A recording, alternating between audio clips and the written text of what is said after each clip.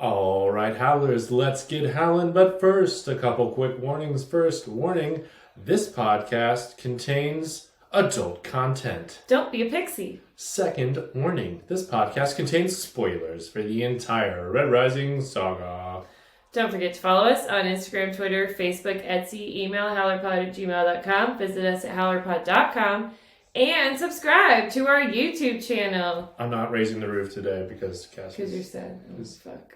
Well, this is our last reread. Okay, I'll raise it a little bit. Just a little bit. One hand. You're like doing your short bob. You're like fixing your hair. And rate and review us 5 stars only. If you don't give us 5 stars only, then we will kill your best friend. And now, HowlerPod. Oh! Cassius, don't. I warn. I must. I am Cassius Bologna, son of Tiberius, son of Julia, brother of Darrow, morning knight of the Solar Republic, and my honor remains. Hello, Howlers. It's your friendly neighborhood podcast editor, Ben here. Just a quick programming note. You may have heard that intro and thought to yourself, wow, that sounds kind of funky. What happened, Ben? And you would be right. The answer is sometimes when you're recording 111 episodes of a podcast, you forget to plug your mics in. And so a portion of this podcast was recorded with the computer mic. So it does sound a little funky chicken. We will not be apologizing because howlers never bow, but I did feel the need to let you know what was going on in case you were wondering. Have a great time. It's a very fun episode.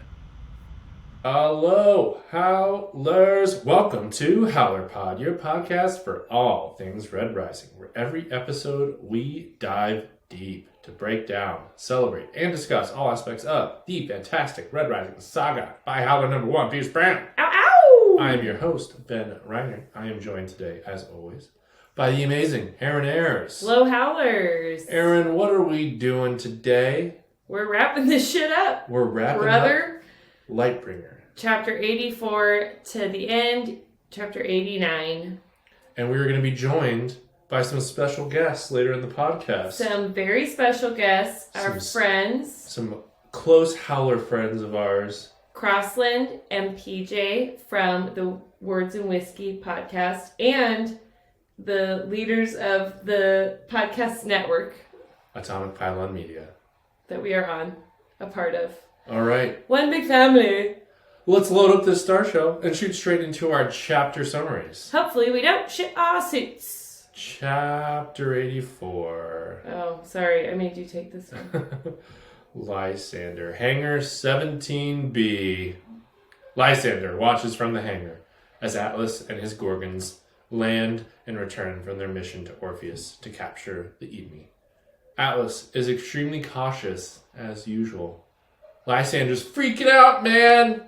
Because he and Cassius and Pytha have created a plan to kill Fear once the hangar is clear of Gorgons. He's happy to see that Atlas at least isn't wearing his armor as he deboards the ship. Atlas is immediately annoyed because Lysander is supposed to be waiting for him in the barracks. He's not. Lysander says, my info just couldn't wait, boss, and proceeds to tell Fear that Faw's dead, that Darrow killed him, and most importantly of all, that he just saw Darrow. Atlas does the full Leonardo DiCaprio meme where he's like, you had my curiosity, but now you have my attention. Both huge pieces of shit. So Atlas immediately starts machine gunning questions to Lysander's, gathering all his info. He's figuring out where Darrow's been, how much mud is on his boots, etc. At the end of the conversation, Atlas grabs Lysander by the shoulders and tells him, well done.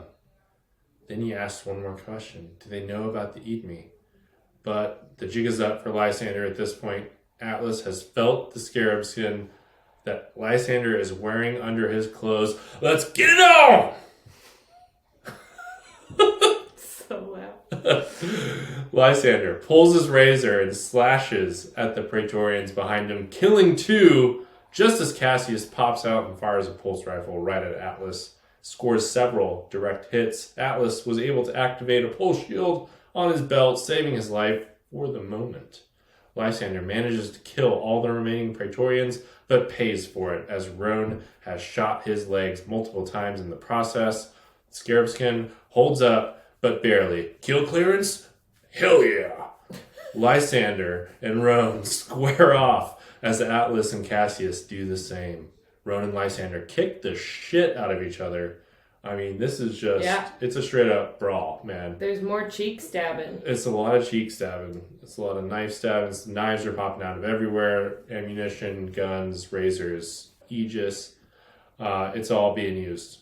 Lysander ultimately prevails and kills Roan, but he pays for it. My man is fucked up. Holes everywhere. Broken bones. It's bad. He drags himself over to see what is happening with Cassius and Fear. They are locked in an epic razor battle. Both have sustained serious injuries. Cassius is fighting left-handed because his right hand has been cut off. With the grace and aplomb of the best razor master in the solar system, Cassius deftly pins Fear's blade to the floor and manages to loop his own razor around Fear's neck, effectively ending the duel. He tells Fear to drop his blade and get on his knees. Lysander tells Cassius to kill him. He doesn't. Lysander urges him again to kill him. As he moves closer to Atlas's pack containing the Edme device, Atlas decides it's time for one last Hail Mary. He tells Cassius to ask about the weapon. It's biological. Edme, it can target any color. Boom! Before he can get another word out, Lysander blows his head off. Cassius is like, what the fuck was he talking about? Lysander is like, no, bro. Don't ask any more questions. Just get out of here. Get out of here! Cassius is like, tell me what's going on, man. It's me. It's Cassius. You can do it.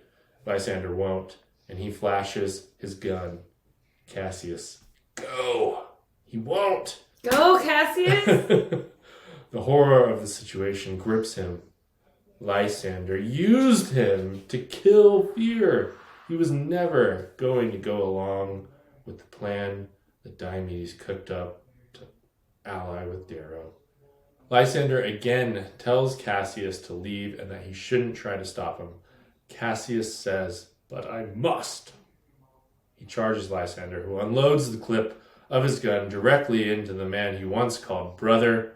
Cassius falls into Lysander's arms as he dies.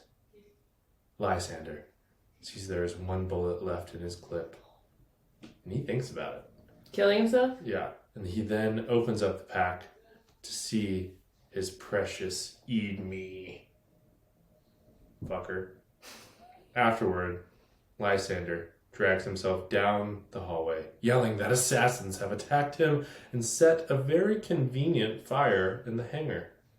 He calls for Kuiper and gives her special instructions to kill some disloyal Praetorians, recover the Edme device, and capture Pytha, but don't hurt her. He is then whisked away to a medical team, who he tells to only patch what they need to keep him alive, because it's time for some classic Lysander maximum drama. I hate him so much. I was like mad at you while you were reading that. Like, ugh. I tried to make him sound like a real asshole. He is a real asshole. He is. He's maximum asshole. Chapter 85, Darrow, Dusk and Dawn. Darrow is worried about Cassius up on the Lightbringer. They've heard no word from him or from Lysander since their meeting. Darrow is escorted by Dustwalkers to a private meeting with Gaia and Diomedes. Gaia tells Darrow she won't lend him her support, and Darrow's like looking at Diomedes, like, what the fuck? Am I gonna die here? Darrow realizes that she's gonna let Atlas get away with it. She wants to keep his involvement a secret. She says Loon will destroy the terrorist daughters and the Volk, and Gaia will destroy Darrow. She's like so crusty. Yeah. She goes on a huge space racist rant about the hierarchy. Do your duty. She tells Diomedes to kill Darrow here and now. Diomedes watches his grandma in silence through all of this. Then he kneels in front of her with Pyphoros wrapped around his neck and hands her the handle. And Darrow's like, oh, thank God. He says that gold has failed its duty. How are the daughters terrorists? They have been the only ones protecting the people. Diomedes will reform the laws and dismantle the hierarchy in time. Diomedes won't swallow the lie of Atlas. He won't make nice with Atalantia. He's going to do what's right, Grandma. Grandma. Crusty old whore. Yeah. He didn't say Stop that. popping off at Thanksgiving, Grandma. Oh my God, Grandma, you're so embarrassing. You can't say that out loud, Grandma. So basically, Diomedes, he tells Gaia that he won't learn any other way. He's set on this path, so she must kill him if she can't accept it. Gaia throws a fit, but ultimately she breaks down in tears. She can't kill her last grandson. Diomedes tells her that she must support his cause. She resists, but then gives in the end. My little storm. They head to the summit together. Chapter 86, Darrow, Nival Night. Darrow waits outside the House of Bounty. He hears Diomedes becoming the hegemon, and then he appears, wearing a new cloak, and calls Darrow into the room. There, Darrow must face the Moon Lords he once betrayed. He first presents him with the head of Volsung Fa. It's a good start. It's a gift. Then he owns the whole betrayal of their alliance thing. Sorry. Like, my bad. And then he finally asks for their formal pardon so that they can, get this alliance going. The Moon Lords in attendance are pretty unimpressed. Diomedes steps in to help the situation. He's explaining it along. He wants to join up with Darrow and Lysander against Atalantia. She's the true threat. They'll never be able to hang out here in Ilium without getting rid of her. So the Moon Lords are like, okay, but where's Lysander? And Diomedes is like, he's definitely coming. Any second now. Why don't you just talk amongst yourselves for a little bit? An attendant pulls him aside. Okay, great. They're receiving a typing message from Lysander on the Lightbringer. This is great news. Only Darrow is like, why is he sending a message and not actually coming to the meeting? Darrow is not naive. No. He's used to people screwing him over. Chapter 87, Darrow, Casus Belli, which means an act or situation provoking or justifying war. I looked it up. Yeah, good job. Lysander appears on the hollow on the bridge of the Lightbringer with hundreds of golds behind him. Lysander is in bad shape after an apparent fight. Lysander then gives one big old bullshit speech about how Diomedes is in bed with Darrow and sent assassins to kill him. How dare he? Lysander only lives thanks to the sacrifice of Roan. You fucking... I hate this guy. How dare you? I can't stand these, obvious lies. I know, I can't stand the drama Lysander. Ugh. He just plays up the propaganda It's stuff. disgusting. So, Lysander, even worse, then has Cassius's corpse dropped down by a rope, Just brutal. hanging by his neck. Darrow can't take it. He stops following the conversation. Diomedes is yelling. He's like, liar! Fucking idiot! Diomedes has never been so animated in his life. Lysander denies Atlas's involvement. He tells Diomedes and the Moon Lords that they have been manipulated by Darrow. He's making it sound like Darrow was the one orchestrating the entire attack on Ilium and then coming in to act like the savior. He's trying to spin his own story as if that's what Darrow did. Why the fuck would Darrow do that? Yeah. Makes no sense. Gaia jumps in, also yelling at Lysander. She's saying she spoke to her Atlas herself. Lysander's like, you're lying. You're the one who wants a war with the core. Mm-hmm. You're a great spy master. Of course you would say you spoke to Atlas. Mm-hmm. Classic Lysander. Yes. Lysander then says, we can all be chill if you kill Darrow right there, right now. The Moon Lords all stand up in unison. They don't kill guests, bro. It's their main thing. He ate bread. He ate the bread, man. He's full of carbs. And he's not dying. Lysander is like, well, okay, that's about all. Good luck. And then he sends bombs to destroy the garter like a bitch. Bombs are a bitch boy tool. Guns and bombs. Then he bombs the summit. Yeah. So the Moon Lords are all very ill prepared in their slippers. They evacuate toward the main exit by rows, but Darrow notices a pillar falling over the entrance. He jumps into action and catches the column before it blocks the only exit. He's joined by Diomedes and others until it's about to crush him, and they all jump through the exit, and Darrow gets hit in the back of the head and probably is concussed. Gaia reaches down and helps Darrow up, and they run on. Thanks, Gaia. Finally. She's full of... She's yin and yang in herself. Yeah. She just can't decide She's if she wants to be a bitch or not. a Shrek onion. Lots of layers. Lots of layers, and they keep getting peeled back, and they're all different.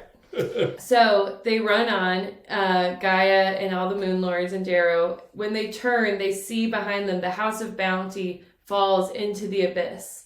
Then they all file into a passageway that's in a statue, and they descend down and down into bunkers.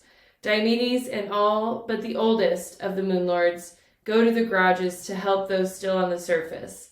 Gaia says, "Carry me, Gaia," to Darrow.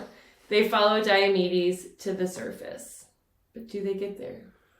Chapter 88, Lysander, the Sack of Demeter. Lysander watches on as his legions plunder Demeter's garter for all she's worth. All those house botanists and horticulturists are having a grand old time pulling up trees and taking stock of all the money they're gonna make by turning Mercury into the new farm capital of the solar system. Pallas and Lysander shoot the shit as they watch the trees get loaded up. Pallas is quite happy with this whole situation. She's also kind of like, "You're not going to kill me, right?" Yeah, this venture out to the Ilium has worked out quite well for her and for her benefactor. Lots of money was made. Lysander has made his reputations and his allies a bunch of cash. Pallas says she will shore things up with the Lady Bellona about that whole murdering her son thing. She is still a mother, after all. Lysander, he needs to shore things up with his old friend Cicero, whose tender heart is having a tough time with this whole destroying the Rim's food supply stuff. Cicero, he's a defender of the weak.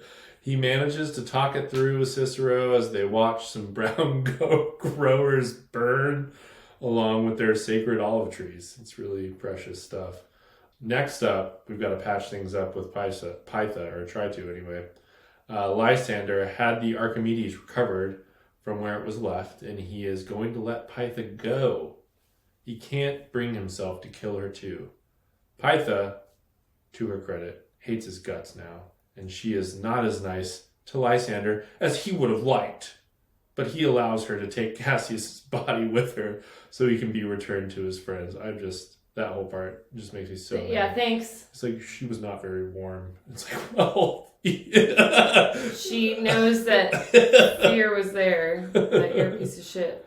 Pytha leaves after a frosty goodbye, and Lysander is now back with Cicero, and they're looking at the readouts of Europa. They're seeing some ships gathered there. There's like a fleet, some older Rim ships. They're joining up with the Volk dreadnoughts. They look at it and decide, it's not worth it. We've got so much fucking money here and plants and shit. Gotta go plant our plants on Mercury. Let's go home. We need to see the sun, and they'll fight another day. So then at the end of the chapter, Lysander's now sitting alone in his room. He pulls out the Eidme, and he looks at two of the cubes, gold and red, and thinks about which he's going to use first. Which one will it be? Chapter 89, Darrow, the only path. The last chapter. Here we go. Darrow emerges from the bunker 3 weeks after Lysander's attack on the garter. They got trapped inside. Ash snows down on the buildings, and the air is cold. Volga and the daughters are doing triage on Io. They're the ones who dug the Moon Lords out. Gaia scowls at them all as she emerges. Are we to kiss their feet? And Diomedes like, I don't kiss feet. Severo Back to racist grandma. Yeah, she's racist again. She's been in a bunker for 3 weeks. Give her a few minutes. Severo scampers up and wraps Darrow in a hug. Darrow breaks down, clinging to him, and Severo clings back. Volga comes down. She has rubbed ash on her face in shame. Lyria is there with soot-stained hands, showing that it was her idea. She rubbed ash. Come here, big lady. Ash your face. They'll like this. Diomedes and Volga snip at each other a little bit, and then Volga draws Fa's war saw out and breaks it over her knee, tossing the tip to Diomedes and keeping the handle for herself.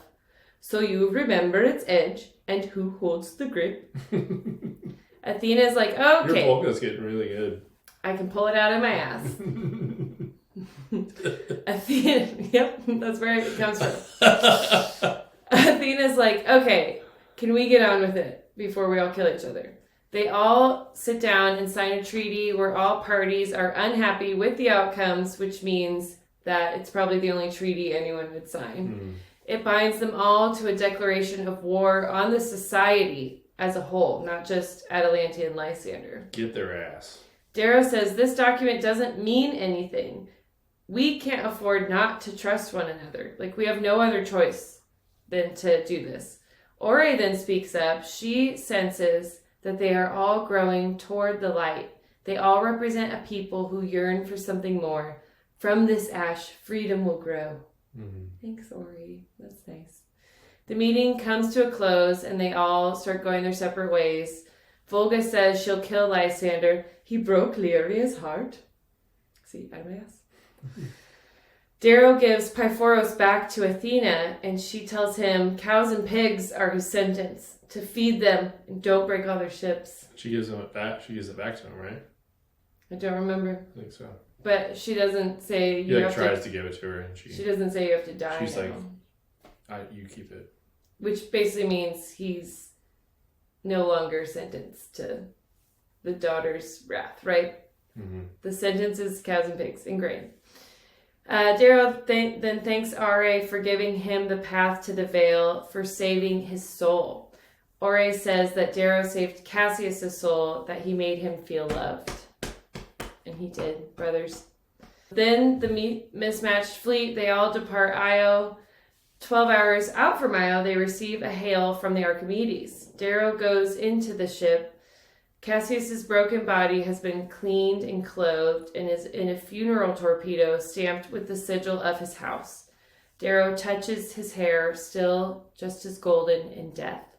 Severo comes in, telling Darrow that Pytha said that he killed Atlas, the man who killed Fear. Then the two go into Cassius's room. There's a hollow projector on with an image of two shivering boys in a lock with a wolf-like creature slinking around the edges. Severo had looked through Cassius's holodeck. He's got like hundreds of House Institute footage loaded onto it. Severo says, it's a long trip home. Where should we start? Then the two of them sit and watch the hollows as they fly towards home. That's good Are stuff. you okay? That's good stuff right there. I know. Ugh. Damn. It's like, this has been a lot happier with Cassius. The last chapter is killer. Ore's quotes to Oh yeah, Darrow. Lyria. Lyria's the one who got me when she hugs Darrow around the waist. She just goes, She's this so sucks. She's like, shit. Her main line. And then Severo's not an asshole. Yeah, he's like doing jokes that Cassius would like. He's like, you wouldn't get it. Yeah. Man. Ben, what is the theme for these chapters? Honor. Because it remains forever. Forever. Yes, we're going to talk about honor. Several characters with honor. We all know who is inspiring this week's theme, and that's Cassius. And of course, his iconic quote. I'm not going to bury the lead here. We just got to listen to this. This is my literal favorite quote in the entire series. Take it away, Nick. Cassius, don't. I warn. I must. I am Cassius Bologna, son of Tiberius, son of Julia, brother of Darrow, morning knight of the Solar Republic, and my honor remains. Ugh, I almost cried. I know what to do. I'm glad we get that quote twice this week. Oh, man. Your honor does remain, sir. His honor does remain, and it's ultimately his honor that drives him to this act, right? I mean, he just can't let it stand without taking his own personal stand. To me, it calls back to that moment when he's saving the low colors on Io. Same things, jeopardizing the mission, but he just can't let something that's not right stand. And in this situation, what Lysander is doing is wrong, and Cassius is ultimately trying to bring him back to the person he thinks that Lysander is. Mm-hmm. But we all know. But we've lost that. We've lost that person. And did we ever have him? Was he ever that person? No. He's a loon. He's a loon. He'll always be a loon. Yeah. Yes. And, we argue about this a lot. I still wish Cassius would have chosen to live for us. Yeah. But this is what he thinks is right in this moment. And he thinks it will make a difference in Lysander's actions in the future. So I guess we'll see. But in this book, it doesn't make a lot of a difference. He's going to be that millstone, that guilt is going to, his is his idea, but he's going to play on Lysander in the future, and maybe it will. I am losing faith in that, but I think... Red God, there should be a part where there's a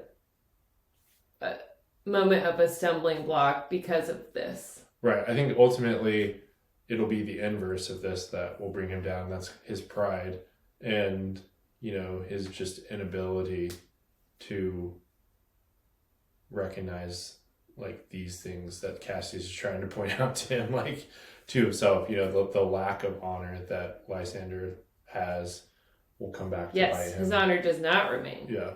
Next up, we have Gaia. She's trying to call to Diomedes to bring back the honor that she wants him to have, saying, you, the future, we've been fighting for this for thousands of years. Yeah, she's thinking of honor in one way. Diomedes he's it's new definition of honor. Grandma, this is honorable. Yeah. Listen to what I'm saying. Right. And why I'm saying it. So, take it away, Nick. You betray all your ancestors. Our family has been devoured. You are our future. I am, Diomedes says. So believe in me. I will honor Akari. I will protect the people. I will bring order, but in my own way. I love that last line, but in my own way. Diomedes is truly we're doing it different. He's Grandma, we've evolved. Yes. Clearly your way isn't working. Look at this shit. Yeah. And Diomedes' honor specifically is important throughout this entire section in several different ways. He's got this agreement with Darrow where he's really in Darrow's hands, especially in this specific moment.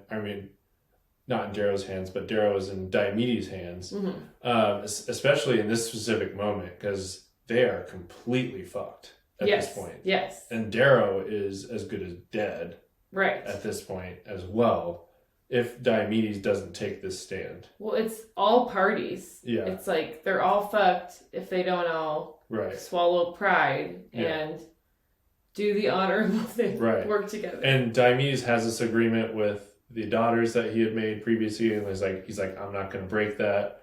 So his honor is a huge theme throughout this section. Mm-hmm. He's really the piece and the person that kind of holds this whole thing together here at the end, because it almost unravels, but it's actually Diomedes who's the one who saves it, and it's ultimately his honor that is the thing that kind of binds this together and allows that agreement at the end to take place. And then we also have the honor of the Moon Lords. And specifically, this is when Darrow's in the House of Bounty and Lysander has just delivered his message. And he's like, go ahead and kill Darrow, please. Yeah, and the Moon Lords they all stand up. They're like, fuck you, dude. And this is a fantastic moment. Like, yeah. They even like were listening to him until he said that. With their fucking rad as fuck staffs. Well, I know we've talked about this previously in our Insta reaction, but like, I want the fucking moon staff so bad. That's number one. Not if it comes at the price of me getting crushed by falling rock. But if there's no chance of power death. rankings of like things that I want from the Red Rising universe. We should get Red Prince Rising, our friend Jesse, to make you a staff that should have like your favorite things, like your dog and wrestling and Star Wars, like, you know, and Red Rising. Cassius. Yeah. I want a Moon Lord staff so bad. I think that would be above like a razor for me. Like, give me a. Oh yeah, the razor still. The razor, I would just end up cutting my toe off or something. Right. Or like tangling it up. Yeah. But I love this. First of all, I love them just taking the stand in this moment and just be like, no, we're not, we're not the same ilk as you. And I just love like this Moony culture and that it doesn't allow them, like, this person's a guest, so it just doesn't allow them to, betray Darrow in this moment. That is their honor. Like, they do what they say. And I love that about the Moon Lords. Like, they're very blunt, very straightforward, and just like, it's not going to be a bunch of like Lysander trickiness. Right. So this is a great like triumphant moment. Let's hear Nick here. The Moon Lords, who so far have been entertaining Lysander's Tower of Lies and allowing him to cast the shadow of doubt over Diomedes' honor, now show their true character. Without even looking at one another, they stand in unison against the ultimatum. Pride may be their folly, but it is also their beauty. Again, that last line is just perfect. Pride may be their folly, but it is also their beauty. Yeah. And that is really like yeah. They'll die for their pride. Yeah, at the same time, it's like what you admire about them most is probably going to get them killed. Yeah. Like, and some of them do get killed. Yeah. But also, like, Lysander's blowing them up no matter what they do. Right. They could kill Darrow right then, and then he'd still blow them up. Sure. Yes, that's a good call. Yeah. And then our last quote here is in reference to this alliance and the agreement that's made, and just kind of like the 10 Commandments, the tablet. Yes. The honor of all parties involved. Like, they all now kind of owe each other or something, and that's a lot of what Darrow talks to, is like they have to rely on each other, and it's kind of their word is now like what matters the most. And like, yeah, they wrote this down and they signed it or whatever in blood, but like, it's about actions now and holding themselves to it, because they're literally all that they have, which is another great moment. So let's hear this quote, our last quote of the season. It is a vague document and carries none of the reforms to the hierarchy that Diomedes agreed to in private, but it is consequential for 5 reasons. It provides dominion amnesty without expiration for all daughters of Athena, as well as promises of due process in legal proceedings for all colours. It pronounces the Voke's oath to never venture beyond the asteroid belt. It formalises a military alliance between the Republic and the Rim Dominion for a period of 10 years. And it binds all parties to a declaration of war against the society. Not Lysander, not Atlantia, not whomever rises if they fall, but the society itself. Take it down. Let's go. Kill the society. Yes. So, knowing all the characters that are in this document, it is very much based on honor. Like, each person's honor to follow through. Like, Diomedes has proven that he does that, but then he's trusting, like, Volga. He didn't know Volga. Right. For her to control the Volk and then like... And do it on her honor. Right. And then the daughters of Athena are obviously like have a million reasons to mistrust the Rim. Same thing with the Rim for the daughters of Athena. They almost see them as like... They're like... Gaia literally sees them as terrorists. Yeah, they stole all our ships. Yeah. And she's like, we could have won if we had our ships. It's like, I don't think you could have. They would have all been blown up. Yeah. And they're old anyways. It's like, come on. But yeah, so like they're each like have a piece of this now. And they all have to kind of like hold their weight in a certain way and honor this agreement. So this theme of honor runs throughout these chapters in several different ways. I think inspired by our man Cassius, but lots of different characters, and specifically Diomedes, I think, have a lot of call-outs Their honor remains. To their honor, yep. So, okay, this is we're going to bring this back for a pseudo... It's not really a Cassius moment, but it's a... I'm glad we got one last... It's a what would Cassius do? Yeah, what would Cassius do? So how's Cassius hilarious today post-mortem? Post-mortem. And we do get that one last joke, and I think it's perfect. And it's in that moment in the House of Bounty. They've been attacked. And Darrow's thinking about Cassius because he just found out he's dead. Yeah. And they like made it out of there, right? He held the pillar, his shoulders all fucked up, and they're all huddled there, like bleeding and looking at each other, and he's thinking about what Cassius would say in that moment. And it's, you really should think about changing the slipper policy, which is just perfectly Cassius. Yeah. Do you think because he got hit in the head and probably was concussed, do you think like Cassius' spirit came to him and kind of said like the joke? Flowing through him in that moment. Yeah. As he goes to the veil, he passes through. You really should think about changing the slipper policy. Okay, well, we're going to take a short break, and when we come back, we're bringing on special guests. All right, please welcome to the HowlerPod stage, Kross and PJ of the Words and Whiskey podcast. Pew, pew, pew, pew. What up? Hello. Welcome, boys. Boys? Hi. Lads. I'm a 30-year-old now. Young men. Welcome Yay. to your 30s. Now you know how Darrow feels. Old, jaded, and grumpy. and You've beat always up been from that war. Beat up already. And of course, if this is your first time hearing from Kross and PJ, they've been on the podcast before. You can go check out our Dark Age book draft.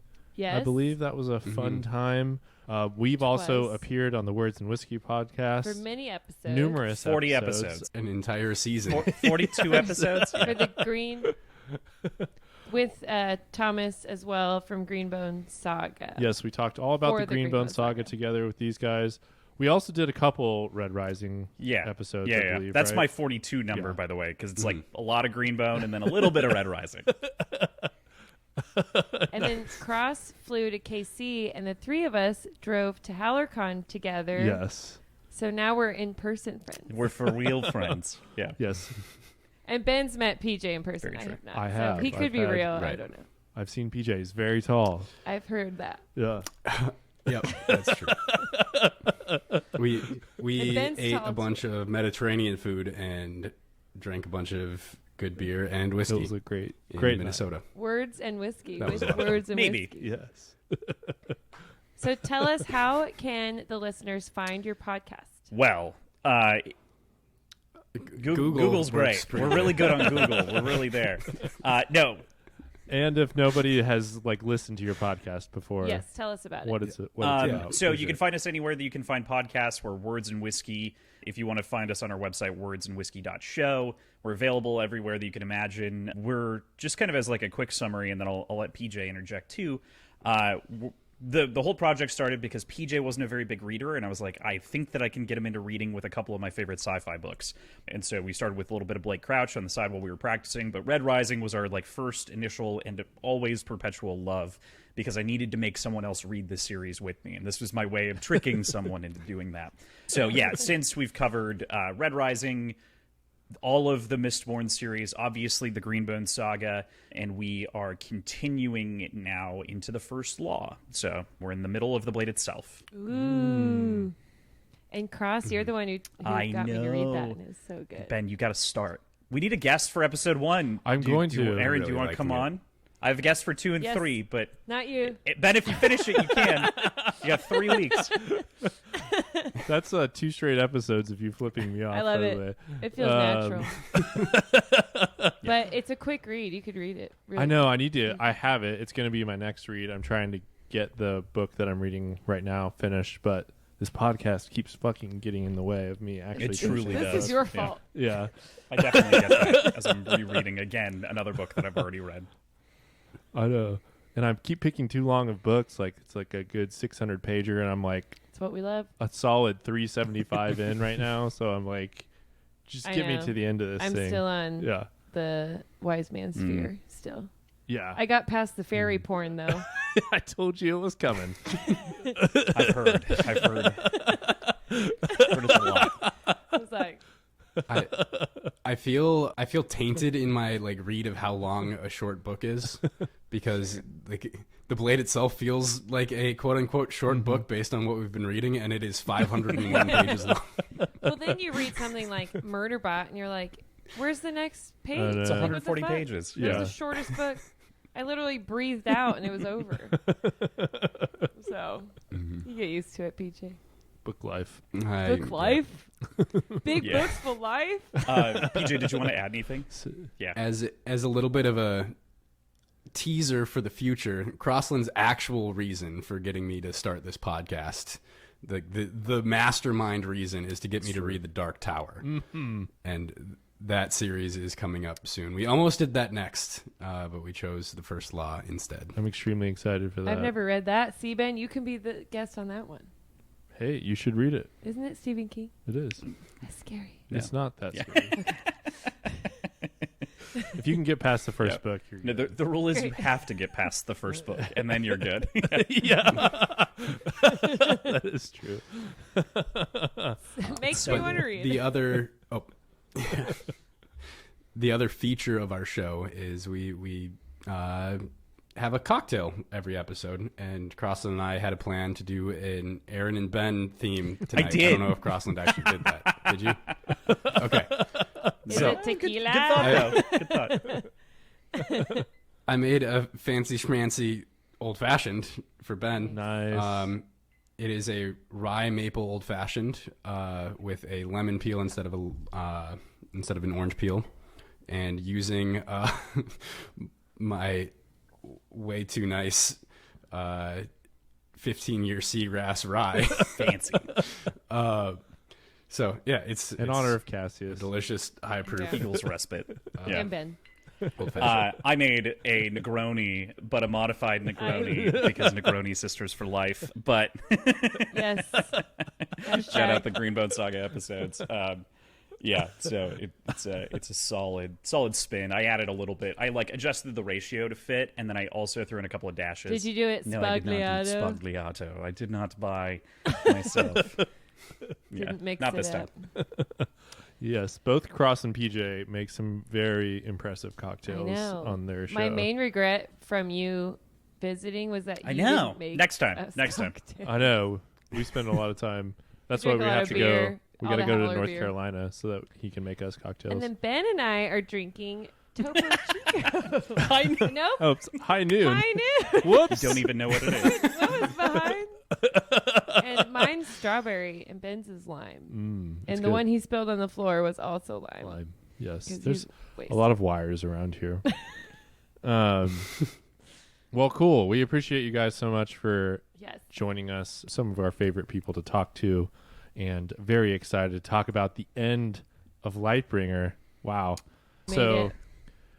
Cross, we went to HowlerCon together. Cross appeared on our HowlerCon episode.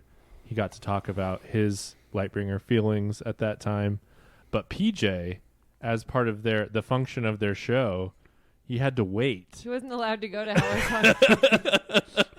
And I wasn't allowed to read the book for like another 4 months, 5 months. I mean, we something like finished that. in December at the very least, so like there's that. But yeah, it took Yeah. a bit. yes. Okay. And he had to read it, like a chunk at a time. Yeah, And then it's talk rough. about it. And week to week. So PJ, I want to know, like, what is your Lightbringer personal review, thoughts, reaction laid out for us here? That's a lot to tackle at once. I love this book. Who fucking doesn't? Some people don't. And they're wrong. Okay. We'll kick them out. Kick them out. They shouldn't listen to this. I think it is solidly number 2 in the series for me, right behind Dark Age. Oh my god! I know that's like a. Some people, I don't know. I don't know why. I love Dark Age so much. Someone else had Dark Age, and There's then a lot of I people. think Zev did on one of the. I think Zev said that it was still his favorite. Yeah. Okay. Yeah. Mm-hmm. Great. You guys are massive. Anyways.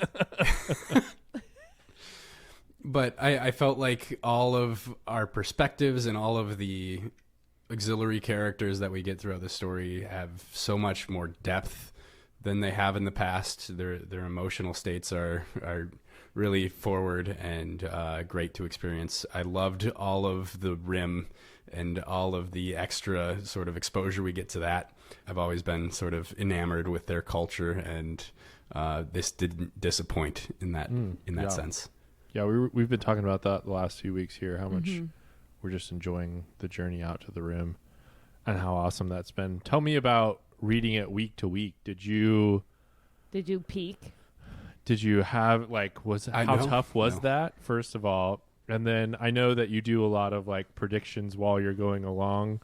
Do you have anything, like, completely wild that you would like to share with the I'm gonna look through our notes while PJ audience? recounts that real quick. Yeah. Yeah, let's see. I can't. I am notoriously bad at remembering things that I say on the show. Me and PJ. Yeah, but I know I've had some baller predictions in the past before. I don't know if any of them came true in Lightbringer, but reading it week to week is tough for sure. But also, as we stated, I'm a pretty slow reader, and I'm also pretty busy. So it's nice to only have that, like, small section to focus on, and it gets me to really hone in on that section and digest as much of it as possible. It's a very different way to read it. I went through the entirety of the series like that before going back and rereading any of them, and then I read Red Rising through Dark Age as a full blitz before getting into Lightbringer. And that's such a different experience. I bet. It is wildly different, and I don't think I'd say better or worse. Just a very different way to I didn't ruin this consume experience. No. Cross is also great. like notorious for cutting off at, like, the very good cliffhanger parts. Good, or I would say painful. Yeah. But yeah, there is a lot when you read it without stopping, you miss a lot, which is why I like rereads. Because even this week there were tons of things I missed because I went through it so quick the first time. Yep. So yeah, honing in, then you, like, really get all the nuances. I want to bring up one of the predictions that we had here from the beginning. So PJ very early on thought that, and, like, continued to kind of go down this rabbit hole often throughout our listen, of Ore being, like, a siren that was really going to be a bad person in the end. Like, was really going to, like, jump out and be, like, the holy terror boss man of the whole organization. Yeah. Don't trust no hoes. No joke. Could still happen. Could still happen. I like that. I mean, I think that's a pretty fair prediction. Yeah. For sure. With her, I think she was set up that way, though. Like, I feel like it was maybe intentional to make us not quite trust her right away. Very shadowy figure. Yeah. Shadow and storm. It's I'm trying to think of some of the other ones. So there was, like, Tharsis, PJ thought was going to play a bigger role in the story right off the bat. Then it was like, oh, buddy, head in a vase clamped shut. And then, there's one that's kind of unresolved, and maybe we'll get to this when we talk a little bit about Red God. But the sort of who's feeding Mustang information was kind of a big conspiracy thing for PJ that kind of spiraled out. Yeah, who We're do you think? we're both pretty confident that it's the Abomination, right, PJ? Yeah. Mm-hmm. Yeah, We're on that's that what we same think. train. Yeah. Yeah. Nice. But I thought it could have been Valdir Yes, at the time. Yeah. Oh. right away. Yeah. I thought that was a possibility. I've heard that floated around too. But he's in a cage. He is. So, He was not anymore though. that's true. Yeah, But he was when she was getting intel, right? that's true. But we didn't know that. That's true. Yep. Yeah. Lots of little details flying All around, truths. so it's Yeah. it's a good one. It's got to be hard to guess the future thing. Like even like predictions for Red God, I'm like, I don't know. I don't want to put my foot in my mouth. Well, I'm super glad to hear that you enjoyed it. Yes. Because we really loved it. And this ending, was man, fun. is such a fucking hammer on this book. And this happens with every Red Rising book. I feel like it's just like the end is just like there so fast. And then it happens all so quickly. And you're like, what's happening to my story? It's like crumbling out of your fingers at the very end. And like all your favorite characters like are the dying. never- and the it's never-ending just like- story. It's all blowing away. Say my name. I've never seen the Never-Ending Story. Oh, it's an acid super trip. I've heard These heard you talk big, about it a lot. strong- Yes. Dude, that affected me. I can The tell. horse dies of You sadness. bring it up a lot. In the swamp of sadness. Oh no. Yeah. And then I cry the rest of the movie because of that. Anyways. What were we talking about? The book dissolving at the end. We're talking about Story ends. yes, The story ends. the end of the book here. This time, rereading this final chapter, it reminds me of The Lord of the Rings, like the very end when Gandalf's like, all right, guys. And it's like, doo-doo-doo-doo-doo-doo. And everyone's like waving and, okay, take your packs. And then I was like, that's kind of what they all did. They all like turned and Left. got on their own ships, said goodbye. Yeah, this one kind of ends in medias res to some degree. Like, it's like clearly there is Yeah. a next step. There's a next stage here that we're about to engage with. And that it does, I mean, I've said this before, and I think I said it on the podcast, and I may have said it to you guys previously, but this 4-book end series here feels like two duologies of 2 books. And so, like, I don't know that I'll even be able to fairly judge Lightbringer as an entry until I have the other half of the duology. But right now, it's my favorite book. So Nice. Yeah. Yeah. That's a good point. I love that. It is kind of definitely seems like Iron Gold and Dark Age are a pair.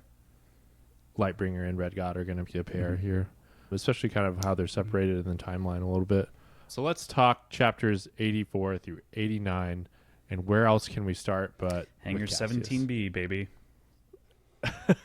Which is why we're all wearing The black morning right night. now.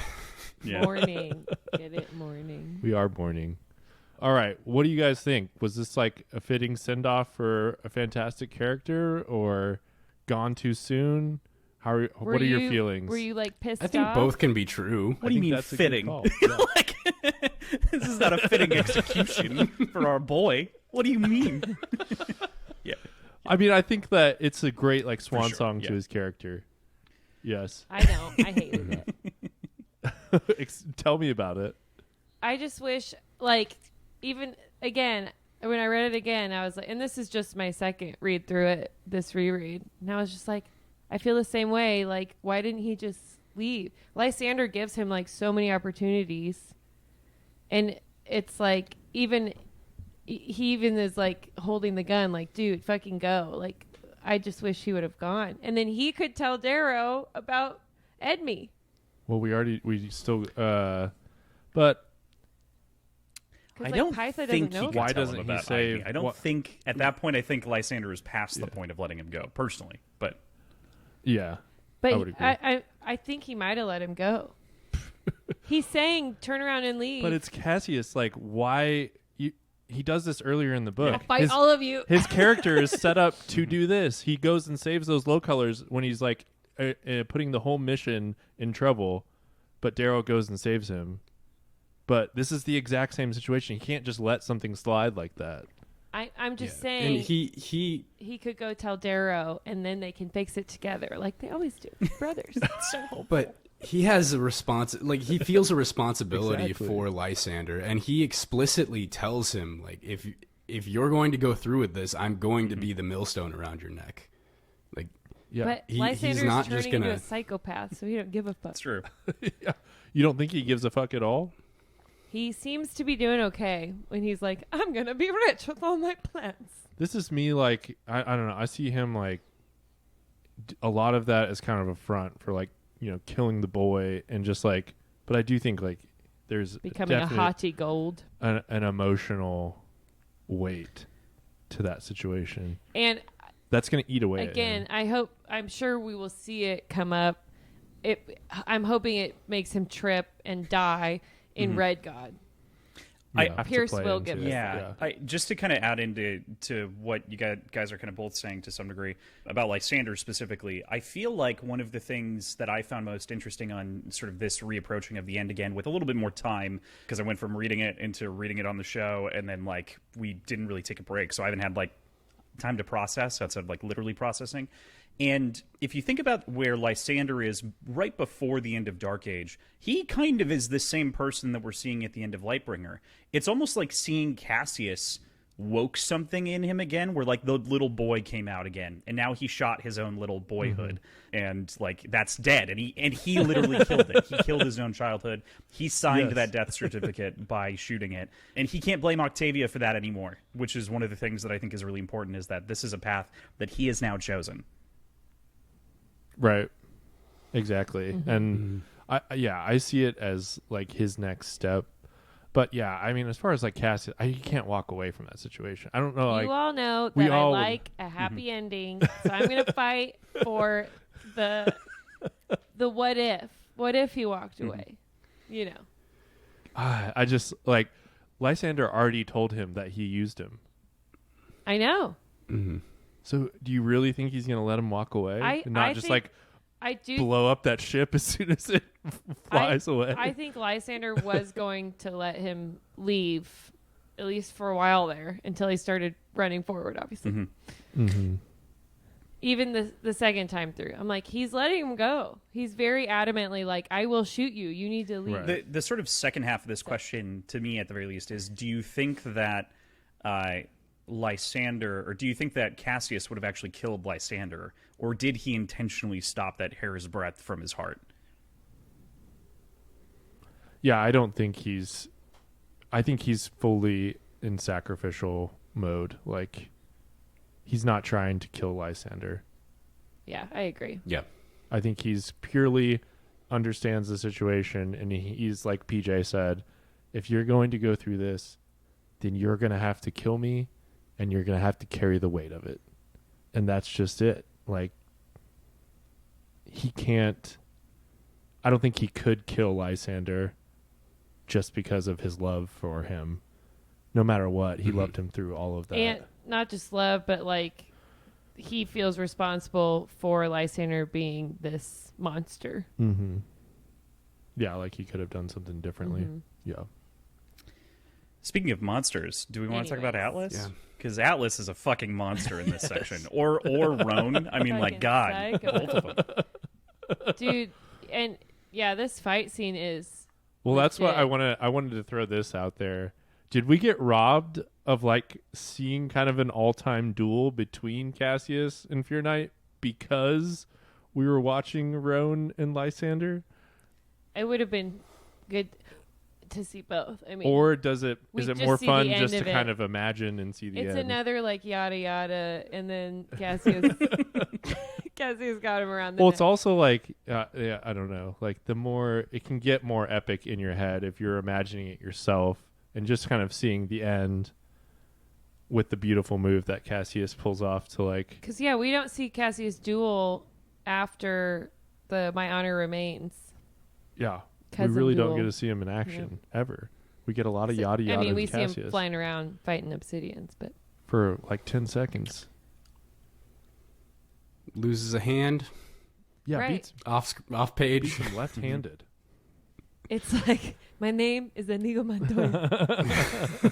I'm not really left-handed. Yeah, I can't help but think that one of the reasons that we see the fight the way that we do, and I do think that we kind of missed an all-timer, but part of the reason I think is that Pierce is often repeated, and this is more like Doylean than Watsonian, but he doesn't want to repeat fights, right? Like, and so he doesn't want to have like similar things that feel the same in different moments. And the Ronan Lysander fight is completely different from anything else that we see. The Atlas and Cassius fight, I think, would mirror some of the other combats, if not a lot more intense. And we still get some beats of that here and there, but you know, the whole thing might have just been a rehash to some degree of things that we've seen. That's a great point. How can you make that exciting when it's kind of something we've seen before? Almost. Mm-hmm. Or, I would have liked to see, like, is Cassius already trying some Breath of Stone? He seems to, like, have developed his own... Maybe he's got his own style. That's, like, a mix of Darrow plus the Willow plus, like, his cravat and all the that drunkard's shit. step or something. I don't know. The drunkard's fall. Yes. It definitely needs a name like that for sure. Yes, and let's talk Fear Knight, because, What a creepy dude. Creepy is is really the one that, like, that move at the end is so calculated when he has, ask Lysander about the weapon. And it's just like throwing one last grenade into the middle of this room just to ruin and poison everything one last time. What a terrible person. I think if Lysander considered letting Cassius go, that ended at that moment.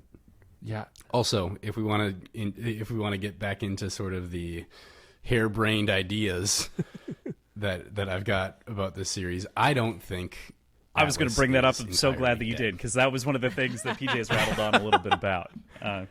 I've heard this from other people I too. think he's dead. I think this version of Atlas is dead. I think he's got he's the kind of clones. person to clone himself. And then, like, train his clones. Yes. He's a weirdo. I don't Yes, know. we've had some listeners send in some similar emails. The only reason I don't think that is because Red God is the end, and we still have so many loose ends and bad guys.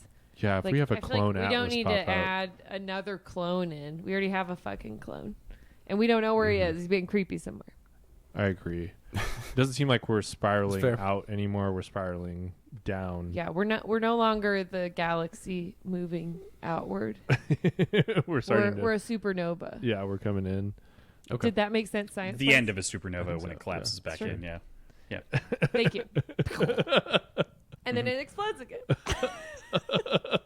Yeah, I think so. So, like, I've entertained this idea because I think that it's interesting, and I think that my, like, brain gets spinning in a is way fun. that I could imagine Atlas doing that.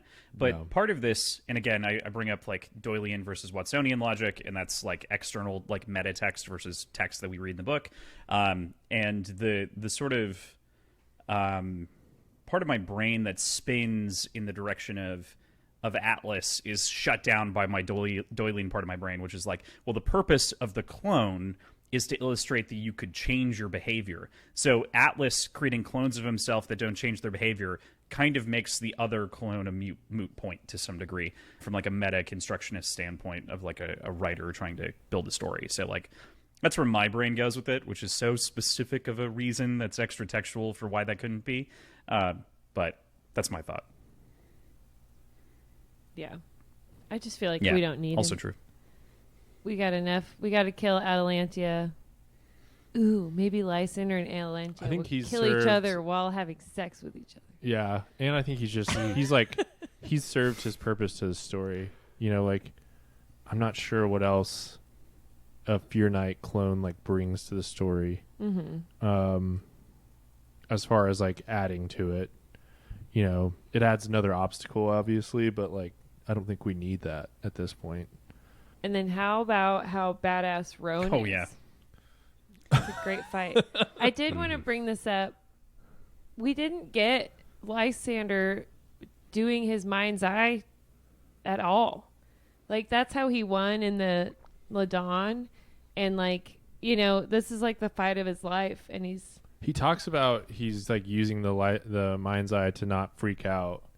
But like in terms of like the fighting with the mind's eye and like not even needing your vision because you know. I think it's just two different. To me, it's like it's two totally different scenarios. And that one, he's like in the desert and he's like very centered and able to get himself to that place. This is chaotic, stressful. He's like immediately thrown into it. It's not a situation, I don't know. It's just like where he's like, I can slow down and, you know, like use the mind's eye. I just Like feel he doesn't have that opportunity. Pierce kind of like gave him a little bit of like a mutant power, like we were talking about. Not a superpower, but like a mutant power. And then he kind of like took away its edge in this book. Yeah, he mentions earlier on in the story kind of losing grip on it, doesn't he? Like he's losing his ability to really call upon the mind's eye. I think multiple times he's readily. like, I can't grasp it. Specifically around Atlas, He which does is like a struggle with thing. it. And I'm not saying that Atlas has some sort of distortion field, but it's like the unpredictability, to Ben's point, that's like led him down this way of like, it doesn't feel accessible because there's so much chaos and I can't feel like I'm in control whenever Atlas is around. Yeah. And that in the desert, he's dealing with like, I don't know, dealing with totally different opponent. One that's like inferior. Atlas is clearly superior and scary and just like has him psyched out. I mean, to be honest, like he's got everybody psyched out. So I don't think he can like slip into it in that kind of way. And I feel like something like the Breath of Stone like adds to, it kind of rounds out the mind's eye a little bit more. I know people got really into that. It's a superpower. I guess I didn't really see it that way. Yeah, it is like some level of consciousness that like you or I can't reach, you know. But it didn't seem like so far fetched to me. And I think like Darrow's experience in this book helps kind of round that out in a way where it kind of describes it similarly but differently. Sure. And makes it, I guess, more believable. I don't know, quote unquote believable or whatever. Yeah. Do you guys I have think any thoughts on exactly. that? I predominantly agree with that because I think that Pierce was trying to make it clear, and again, this is sort of meta perspective, was trying to make it clear that it wasn't exactly a superpower, more like it was just high-level conditioning. And I think that this just kind of reiterates the fact that that was conditioning in the right conditions and circumstances. Do I think that it should have came up in this story still at some point? Yeah, it does kind of feel like it's a little buried in this book compared to Dark Age, but Yeah, I think that is a fair point too. Yeah. Mm-hmm. Especially because I felt like we were on the brink of getting sort of exposure to other people that had it. Or he was Or like that- training that- And Apple just like to how get much it. Apple wants it, you know, and like Yeah. how he Yeah. reveres it. Yeah. Yeah. I don't know. I was just thinking like with Roan, that would have been a great time to pull it up while as he's getting like stabbed in the cheek and, you know, through the arm. yeah, and- eat your teeth, fuckhead. Yeah. Sorry, what? I do like how That duel yeah. was savage. So like, even though we missed out on seeing Cassius and Fear, I mean, it's not like I'm mad about it because that Roan Lysander duel fucking It was kicks epic, yeah. ass. It kicks ass. and I liked that Roan kept stabbing Lysander. like he's just got knives Do it popping out, again. knives and different ammunition. Just like he's like full on Call of Duty going at it. Like He's like a bot. it seemed like he has like a magic pack. What you is know? He's it just, when like, you're pulling half stuff robot? An out. android, yeah. He's definitely He's like, yeah. cybernetic implants. He's Yeah. C-3PO. No, he's Murderbot. Yeah, actually. Somewhere between Roan is Logan and Murderbot. Murderbot. But yeah. Yeah. Just all of the knives. I mean, I think PJ and I actually went through and we tried to track where all the knives came from in the fight. Because, especially over the course of the book. You, like, well, yeah, circle it exactly. out. Over the course of the book, I was trying to pay attention because you do get references to all of his fucking knives throughout the entire book. And. Yeah, The yeah, big yeah, knife. exactly. It comes up because he ejects it when he's having Drusilla maybe cut her tongue out or something like that. And yeah, I mean, ugh. It's great. And yeah, he has like a spike come out of his elbow, like all just kinds of crazy shit. It's awesome. No, I really did like that fight. He tries the trick shot at one point. I really like that. Where like Lysander like jumps in the air and he tries to like he ricochets a bullet off of under the aegis. Yeah. Yeah. It's good. It's good. Okay, so let's finish out with Lysander. So let's stop talking about him. I think we've already established like what happened was pretty much his plan all along, right? Am I off track in that in any way? Are you on the same page there? Like with Atlas and killing. Like he wanted to kill Atlas, but he was using Cassius. We don't think that was like a decision in the moment. Like he went into that knowing that he was using Cassius. Starting when Cassius showed up. Yeah.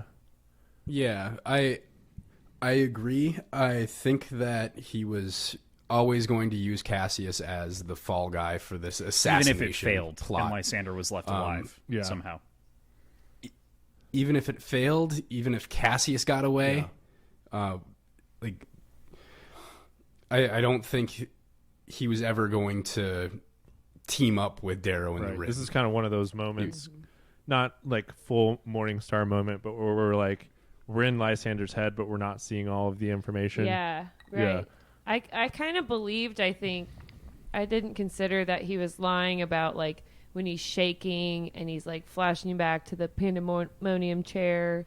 My man's a fucking Oscar-winning actor. We've got to remember that. I kind of believed that in that moment he was like, oh, yeah, maybe I could. Yeah. And I think he really believed the relief of, like, maybe I can get rid of fear. I think a lot of that is set up when you kind of look back about the stuff we've talked about, how much of a drama queen he is, like how he can tap into that feeling. Like he does it with Pytha. Like he kind of uses the pain of another moment to feed into his into the lie. Yeah, into the lie that he tells Pytha. Just like any great method actor would do. Exactly.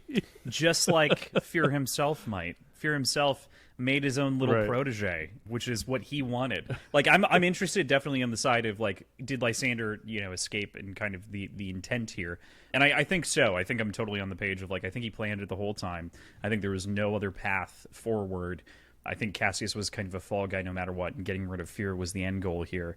I do think that he would have, there is a world in which he lets him escape, but it's Atlas that seals that, where it makes it impossible for that to happen. Mm-hmm. Yeah, I could see it if, like, the Eadme never gets discovered, they kill Atlas. Yeah, he may let Cassius go at that point for another day. On the record, I still disagree with all of you. I'm holding strong. Some of that, I mean go ahead, PJ. He does it with Pytha. But she doesn't know about Eadme. But she doesn't know, Yeah. No, right. Yeah. I know. That's... Yeah. And he sets that up, too, where he's like, I know what she knows, and I can use it against Darrow, basically. So, yeah, there's an element to that, but I feel like he's saying you can leave because, I don't know, he wants to believe that, but he's too practical. I just feel like Lysander's way too practical to ever let that happen, but maybe. I think the first time I read it, when I agree, like, I was much more... like Lysander might actually go along with this. I didn't see him like using Cassius as much. And I thought when he told Cassius, like, I did use you, I thought that was him kind of like just trying to cut the strings and make sure Cassius leaves. Yeah. That's still how I feel. But now I see it much more as kind of a full like calculated, he's just a slimy, slithery little snake. Yeah. So do any of us think that there's any hope of redemption in Red God? Like, could Lysander do anything at this point? Could he go full Darth Vader? I mean, all right. This is a particularly poignant question for my opinion in the way that I believe characters should always be written and considered. But I think that there is always the potential for a character to be redeemed, but redemption does not necessarily mean forgiveness, and that's an important level of clarification. Right. Just because you're redeemed does not mean that you are allowed to go free or that you are allowed to live a free life. Those are not interchangeable things on the whole, and I think a lot of people use redemption as this term of like absolution. Darth Vader was still a really bad guy. He did redeem himself in the end. But that does not mean that if he lived through that moment, he wouldn't have been persecuted and put to trial and, probably put out to pasture too. So yeah, I think that there's potential for Lysander. Do I think that is the way the story is going? No. But I think it's important that like that potential is in the back of my head still. Yeah. Is in there. Yeah. Yeah, if he were to use Idme to exclusively kill the society remnant and then discard the rest of it and give up any sort of claim to power, I think that might do it. Yeah, you could see that. Which Edme on anyone. If he uses it on Atalantia, though, it's still bad. There's too many. It's still genocide. Yeah, it's still nuclear. Like you're still gonna also kill a ton of other people, bystanders. Of gold. There's innocent golds. Complicit golds. That work for complicit Atalantia. at the very least, Yeah. There's still the pixies floating around, probably. I can't see a redemption arc at this point. This kind of like, I know we've all been teetering as we've read this like second trilogy or quadrilogy now. Is that a word? Tetralogy? Yeah, I think Tetralogy? So. There's like 4 different words for a 4-book Tetralogy? series, so you're right on a number of them. Sweet. Wouldn't tetralogy be... You would think it's 5, but it is 4, 4? yeah. But so is quadrilogy. Great. I believe all of you. Tetraquadrilogy. Yeah, either is correct. Thank you. I just Googled it for everyone's edification. Was that 44 that you just said? I know. A lot of the conversation has been like, is Lysander actually the hero? Is Lysander going to get redeemed? No. I think at this point, this kind of seals the deal that I think he's the villain to me.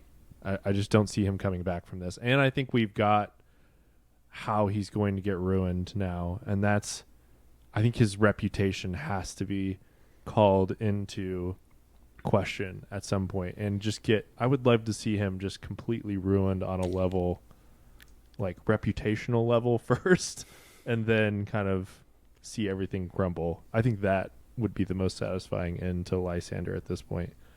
Just because he's been curating this image so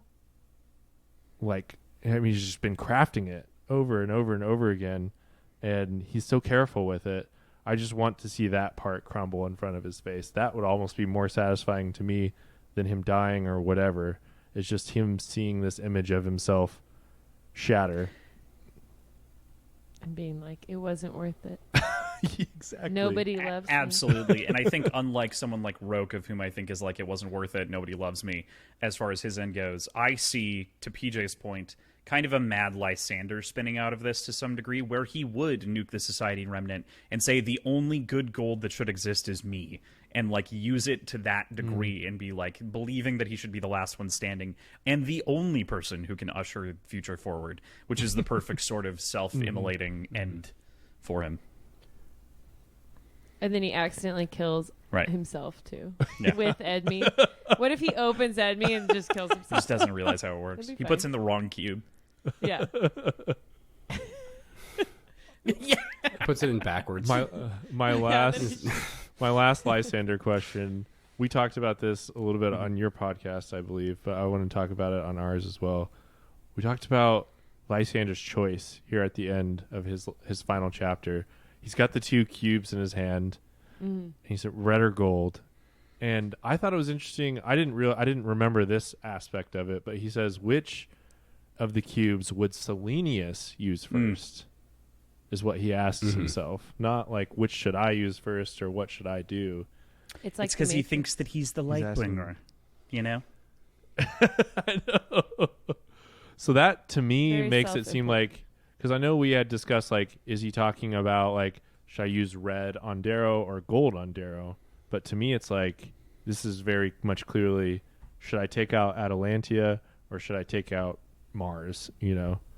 And what would Selenius do? What do you guys think? That's so interesting. I hadn't considered it as Atalantia. I thought that he was going to go after, like, Victra and Mustang. I knew that eventually that would be the path, right? But I imagined one in which Atalantia is killed quietly as opposed to exterminated. But that could be the case. This is the read on it that I had from the beginning. I totally thought it was like Society Remnant versus Republic, because both are his enemies at this point. But there's lots of different colors in the Republic. If you just wipe out red, But red is like the heart of it. Yeah, that's Yeah. the heart And of the it's Darrow. movement. Yeah. I don't think he's talking about what color explicitly. Like I think he's framing it that way, but I think he's really more thinking like, what's my next battle? Mm-hmm. That's kind of how I see it too. Like, what would who would Selenius take out first? You know, like who's the bigger threat to me right now? I thought it the same as you. I was thinking of Mustang versus Darrow. Yeah. I wasn't really thinking of Atalantia. Yeah, it seemed like getting rid of those folks. I do want to, before we completely leave Lysander, I want to circle back to just one small thing, which is during the sack of Demeter, which is this kind of final Lysander chapter, there's a moment that happens with, oh my god, what's his name? Cicero, thank Cicero? you. In which they're kind of having the conversation about the growers, the future, and sort of the tree farm that he's going to move. Burning Well, right, themselves in alive. sort of the immolation of knowledge. And I think that one of the things that I particularly appreciated about this book was Cicero's inclusion, because Cicero, to me, is Lysander's Cassius at this point. And so I was curious as to your guys' thoughts on, do you think in the end here that Cicero feels jaded and is maybe kind of turning away from Lysander? Okay. Yes. I was we have this as a Prime All right, 5 cool. topic for sure, but we can definitely talk Sure. about Do it it now. now. Sorry. He did to not me- like burning. No, you're good. I think this is a great question. I feel like, do we have a Cicero betrayal coming up at some point? Like, Well, he was like, he was supposed to like kill those brown growers, and instead he was watching them like die with their tree child. yeah, And he was just like, it's so like it's not their fault that the rim rebelled. They just live here. yeah. Like he was sympathizing with. And he these like, low and they love colors. this tree so Yeah. goddamn much. It's he, I think Cicero is really a like true gold like peerless. He's like, well, he's really what we said is he's like a caricature of like the knight, you Right. know. Well, he's like, Lysander like sells this image of him being the shepherd and all of that. But Cicero has like believes is the fish on the hook. Yeah. That has bought that completely. Yeah. And Lysander knows it's a calculated like move, and everything he's saying is calculated and for a reason, and he's appealing to people in a certain way. But Cicero's like earnestly believing all of it. Cicero's kind of like a Diomedes, but way more dramatic about it. Like, he's like, I loved him by the end of this book. He was one Definitely of my favorites. a highlight. I think it's a great call. I think he's pretty. I think he's pretty underestimated by both Lysander and Horatia, and I think the two of them kind of feeding off of each other with that opinion of him has potential to bring on a betrayal that actually means something. I do think he's absolutely one to watch out for, whether he's up to anything. Yeah, he didn't love what Lysander did at the end. There. And think about if something like if the truth comes out of this situation and Cicero hears about that, yeah, he's not going to be happy. that's going to change his feelings. Like a Cicero lot. was all in when they were like acting the savior and helping the helpless. When they were doing the and Cassius thing. fighting you know? the Volk. Yeah. Right. Yeah, fighting the Yeah. bad guys. But he's not in on just killing and stealing like pirates. He didn't like that. The line here, and I wanted to look it up on my Kindle version. So Cicero says, "They will call us Ash Lords," and he replies with, "No, Cicero. A man once told me that the burning of Rhea was a mistake only because Octavia assumed the credit. That man was wrong. The burning of Rhea was a mistake only because it targeted the wrong organ, the heart of the rebellion. We've targeted the stomach." And that's like, just Lysander's cold at this point, beyond the pale. But Cicero also is not into hearing that. Yeah. Yeah. It's like, damn, dude. I thought you were That last Selenius, not another.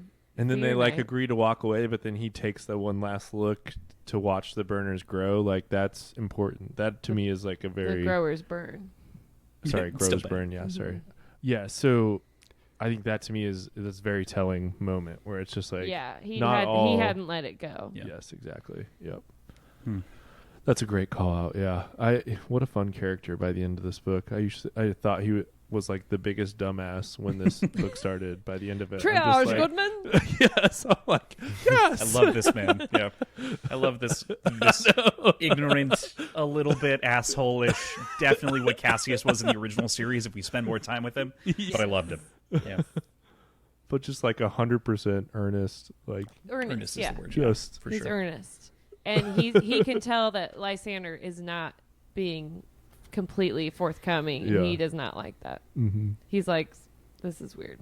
Mm-hmm. Okay. Any other? So we've talked about Cassius. We talked about Lysander. Any favorite moments from this section of the book? There's a lot that stood out to me, but reading back through this was just there's so many like Are we little gonna fun talk about spots, Darrow? even in the midst. Oh, we can definitely God talk damn about it! Darrow. I can't believe that like the whole scene with the Raw and Diomedes and sort of the confrontation that happens inside of that section is just lovely. I mean, I really appreciate with Gaia, With with the Gaia. Moon Lords in general. Cassius' belly as Lysander's image appears, a la the Emperor in the in the moment, and then you get the shattering and running out and carrying them on his back, and the Moon Lords all lift. Like that whole Yes. scene is just the iconic. pillar, yeah, incredible. That was incredible. The House of Bounty, like falling in the one Moon Lord. Yeah, like That kind was of a like little a full Looney Tunes. Looney Tunes. I was gonna say it's like Roadrunner. The coyote's like, Do you think there was any consideration on Pierce's part, like any temptation on his part to end it with that sort of cliffhanger of whether or not any of them are like getting them out running of this down alive? into the statue. Because I was kind of surprised that we end on almost a hopeful note after they survive the bombing. I think that would be or the too bombardment. much. 2 books in a row. Like I think we had to have. Yeah, that's fair. I think too that next book we're probably gonna have a bit of a jump. So I don't think he'd want to start at Darrow emerging 3 days later. I think he probably wants to start like we're approaching the core or even past that. Yeah, we need that. Yeah, that's I don't fair. know. We I just. don't know. I personally Needed. really needed that piece of hope at the end of the book. Like You we're- needed Volga saying he was the most handsome man I've ever seen. Oh, the send off too. Gaia. I mean, there's some comedy. There's some comedy in this section, like Gaia Being fully space commenting. racist. Like I thought Lysander didn't use atomics. Then what the fuck is that thing? And Several walking up. That's a good one. That's a good one. He's like slinking up. Gaia, as racist as she is, seems like a fun hang. I know. Like every time. Like hanging with my 93-year-old like, grandma. my she mood like says swinging. things she shouldn't. I But you're know. like, you're hilarious. My mood swings with her just like go back and forth. But like that one section where she's like telling Diomedes he's gonna do his duty, I'm like, "Fuck you, Gaia. We can't do this again." And then by the end of it, she's like, "I'm the dust. You're the dawn." I'm like, "Thank you. We need more of that." We need that in the real world. Yeah. Yeah, exactly. And then she's like hopping on Darrow's back, calling him Gaja. Gaja, carry me. I don't know. She's just Glaring at she's everyone. a conundrum for sure. She's an enigma. She's Spitfire. Yeah. Oh yeah. Mm-hmm. Yeah. Okay, should we move on? Talk about Red God? Sounds Let's do it. Do we have predictions? Where do you think we're headed? I thought it was very telling. Erin said time jump, but I thought it was very telling that both Lysander and Darrow say that they think that this is going to be ended within the next year. Like they think the war is going to end really? within the next year. So I'm not sure how much. And Pierce has been doing little teases. I don't know if you've seen this, where he's posting blurred Oh, yeah, yeah. things Are of Red people God. AIing it? Like fixing it? Some of Yeah. it you actually can read. And so one of the lines is about the siege of Mars. for sure. Okay. So we know that that's going to be occurring. it seems Spoiler like. alert, PJ's on the phone. God, you ruined it, Ben. As though we couldn't have guessed that the Siege of Mars was going on. Go ahead. So I'm curious if the sort of dual theme of Odysseus between My boy. Lysander and Darrow will continue. You should see, if you're not watching on YouTube, I wish you could see Cross's face. He's just like a proud dad right now. Sorry, PJ. Start over. I don't even know. I just heard Odysseus, and then Cross got so proud.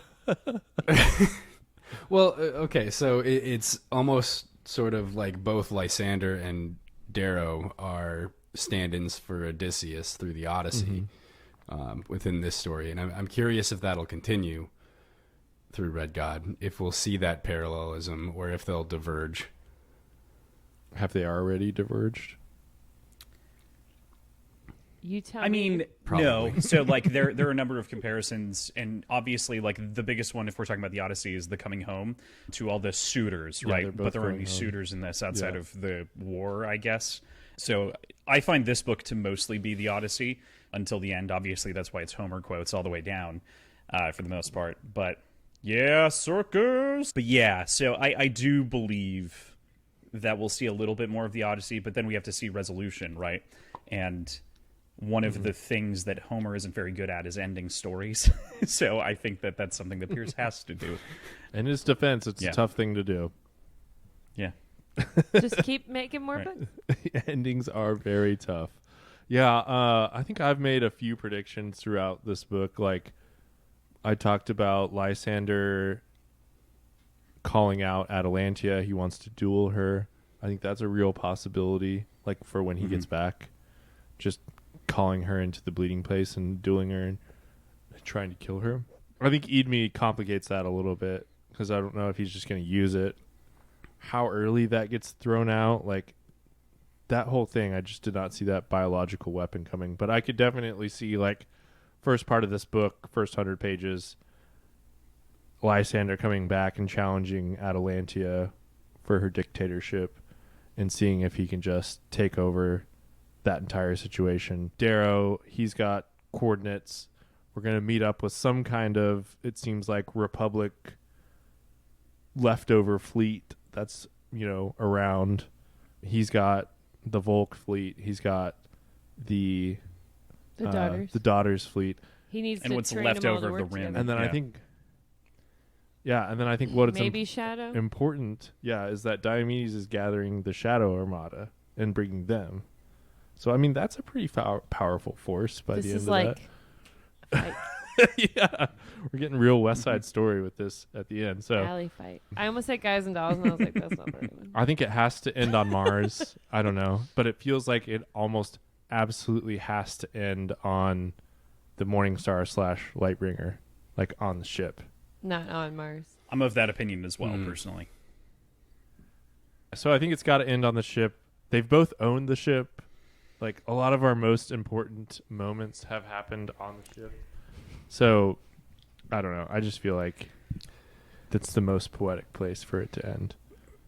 Man, I think it can climax on the ship, but I think it's got to end in the mines. Ooh, the Okay. breath of stone. Well, like at end the to end, time. like I like epilogue. that. Like Darrow's buried in the mines, right? Like That's like what we're the- saying. Hey, Yeah. Right underneath a hibiscus blossom, right? Like that's the poetic ending. Would be him buried in the mines where Eo's life ended. Yep. In that garden. Wow. Now I'm getting sad. I don't like where. Or this is going. Pax's. I don't know. Which one do you want? Yeah.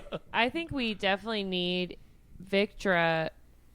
We need to see Victra dueling or fighting Oh, for sure. someone. She's been training her ass off. Who's it going to be? Well, I would love to see Victra versus Atalantia. I'd like that more than Lysander versus Atalantia. Let's get these big, strong ladies. Do you think we're going to get Darrow Apollonius? Absolutely. That would We stress have me to, out right? so much because I like them both. Part of me believes that, and this is my maybe my wild take. Part of me thinks that Darrow beats Apollonius, doesn't kill him. Apple changes sides just for the duration of the fight and then is exiled. So that redemption quality that I was talking about earlier, I think that's going to apply to Apollonius. I think that's going to be the path. I like that. And then Apple is like, fuck you, Lysander, you never gave me the mind's eye. Yeah. Because I do think, like, kind of what Cross was talking to earlier, where it's hard to write duels because they kind of end up sounding the same over time. Like, how are you going to make a Darrow Apollonius duel not it's not going to not feel like Foz duel? Yeah. And I think that's going to be a very tough writing exercise. Yeah. I have an idea. I think it tracks with historical sort of context. We've talked several different times about how Apple feels like he's following the same arc as Napoleon. So if Apple at some point crowns himself dictator and then fights Darrow in that moment, I think that could make for a really unique scenario in which that could happen. And a unique fight or something. And he fragments at the last moment into his own little rebellious segment. That could totally happen too. I'm a believer there. That's interesting. I'm super excited for the Apollonius chaotic moment that we will definitely get in Red God. I want to ask a question. I believe that the story, to some degree, would benefit from going to Earth, because we haven't done a whole lot on Earth. Do we think that any part of... And Abominatrix right, and like, is so there. between Luna and Earth, like, that story has to occur to some degree yet. I feel like that's where we're going to go to start it. I don't know. What are your guys' sort of thoughts on what we'd see from, like, a progression standpoint? Yeah. And isn't Atalante chilling on Earth? That's where she is. Abominatrix is on Luna. And then... And they just captured Luna. No, they captured Phobos. They're currently... and like, Luna's under siege in this book. Okay. Yeah. From Atalantia's forces. And she they're likes currently getting starved eating out. cheetahs. Yeah. Chitanas. I could see that. It seems like Lysander. That would be Lysander's, right? I feel like, I don't know. Like, is he going to go all the way back to Mercury? Like, are we going to start on Mercury? What's on Apple. Mercury, though? To plant it seems his... like his home place. He His wants home to base. go plant his plums. Seems like Lysander's whole thing is like, I love Mercury. Which But Glaracius isn't there anymore. We talked about that a little bit. It's kind of like his seat of power. His idea of planting everything in the Ladon is... It feels very folly in general, because it was just a fucking wasteland. But we have the terraforming things. Either way, I spinning don't around. think we're going to see that come to fruition, because you said it would take like years. So, I don't know. I do think like it's. I think like my Lysander Atalantia idea, if that's going to take place, that happens on Earth, like probably back where his speech took place. Like I could see him The Colosseum. In the Colosseum? like, give me a Colosseum duel. That'd be pretty epic. which is where they were meeting. That's where the Senate was, right? In the Colosseum. Give me that. Yeah. I'm trying to think of the actor. Russell Crowe. Or Joaquin Phoenix.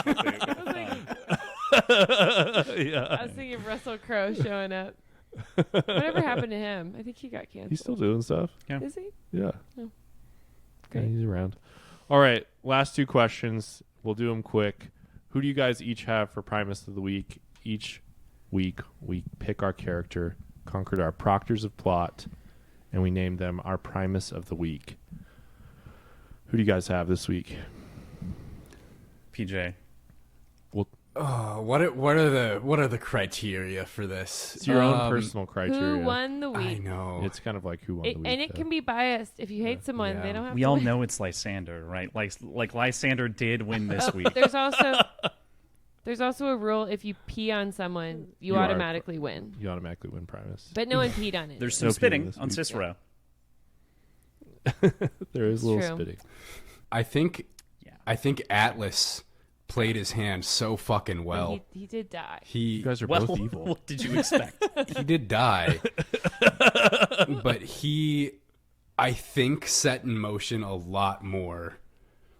He did kind of get one last. He could have even intended to have set in knife motion to the by heart. just telling Cassius about Idme.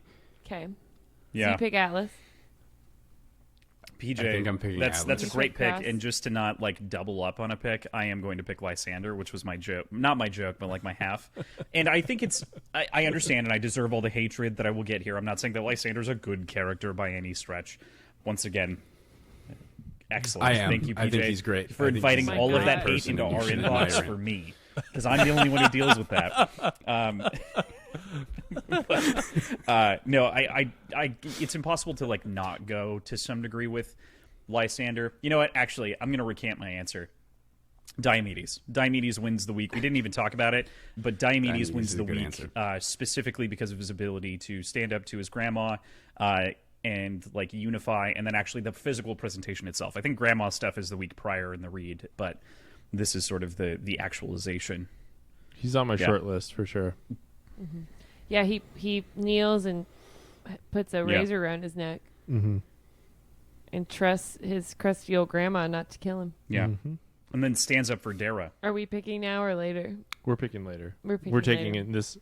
We're taking this feedback Into into account. consideration. Yeah, we'll take it into Thank you consideration. for submitting your candidates. Love it. We will take those into consideration. All right, and our final question, the most important question. What are we into this week? What are you into this week, guys? I did. I just talked about this, and I'm really excited about it still. I'm really up on it. So I've been sick the last several days, and when I get sick, I get into this mood where I just want to watch nature documentaries. And I've been watching Earth Sounds on Apple TV Plus. You're just been It's listening to Earth Sounds? Watching Earth Sounds. the name of the series is Earth Sounds. It's like a Planet Earth style. Every episode is a different section of the world, but it's all mostly focused on sort of the auditory aspects of nature, and it is narrated by Tom Hiddleston. Oh. And it is so fucking good. There's a lot of like brand new technologies and new types of microphones that are able to pick up on different sort of sound waves and different ranges of audio, and Loki, right? it's amazing. It's such a good series. I totally recommend anybody interested in nature documentaries watch Earth when Sounds. I'm sick, that'd be like the last thing I would watch. I want to watch like Pixar movies, and then I cry with my son. with your stuff. I do love Animal Planet stuff, dude. I grew I up love watching nature all that documentary. shit. Yeah. That's a good rec. I haven't. What's it on? Apple TV Plus. Got to get that back. Cross, what are you? So I feel like I just have to like long pitch this just for a smidge. So for anyone, not like people won't like this, but for people of whom are unaware and maybe aren't on the internet to some degree at this point, you may have seen viral reels of a couple of comedians, a bunch of different comedians do like game shows and different things like that. What I'm into this week is Dropout's new season of Game Changer. So Dropout.tv is a lovely streaming service. It's ex-College Humor folks. They bought back the company. Very funny. Sam Reich has basically taken the company and revitalized it in a completely new way that presents a bunch of different comedy formats. So they've got a couple of different shows, but Game Changer is currently in its 6th season, I think. And the premise there is that each episode of the game show is completely different and changes. And so the contestants come in and they don't even know exactly what they're getting into as they come into it. So one of the most recent episodes, the contestants had to be in the middle of the sort of like, they didn't know what was happening or what they were being asked to do. So it was like a push-up contest. And it's like, how many push-ups do you think you could do? And then they did them, and they were blindfolded, so they couldn't see what their neighbors did. And if you only got points if you were in the middle. So you had to gauge like what other people were going to do. But then there's also like other improv prompts. There's like a yes and no. There's so many great episodes. I don't want to spoil them all, but just in general, I highly recommend and need to pitch Dropout TV. It's the best streaming service that exists. It's $5 a month. It is so funny. It's perfect. It's a whole It's a service. whole That's just service. one show, and they're all like Oh. improv-driven things. I will share with you two my login if you want to experiment and check it out because it is so worth it. It is. That's illegal. So is the thing that you did that I'm, never mind. We won't talk about it. Cut.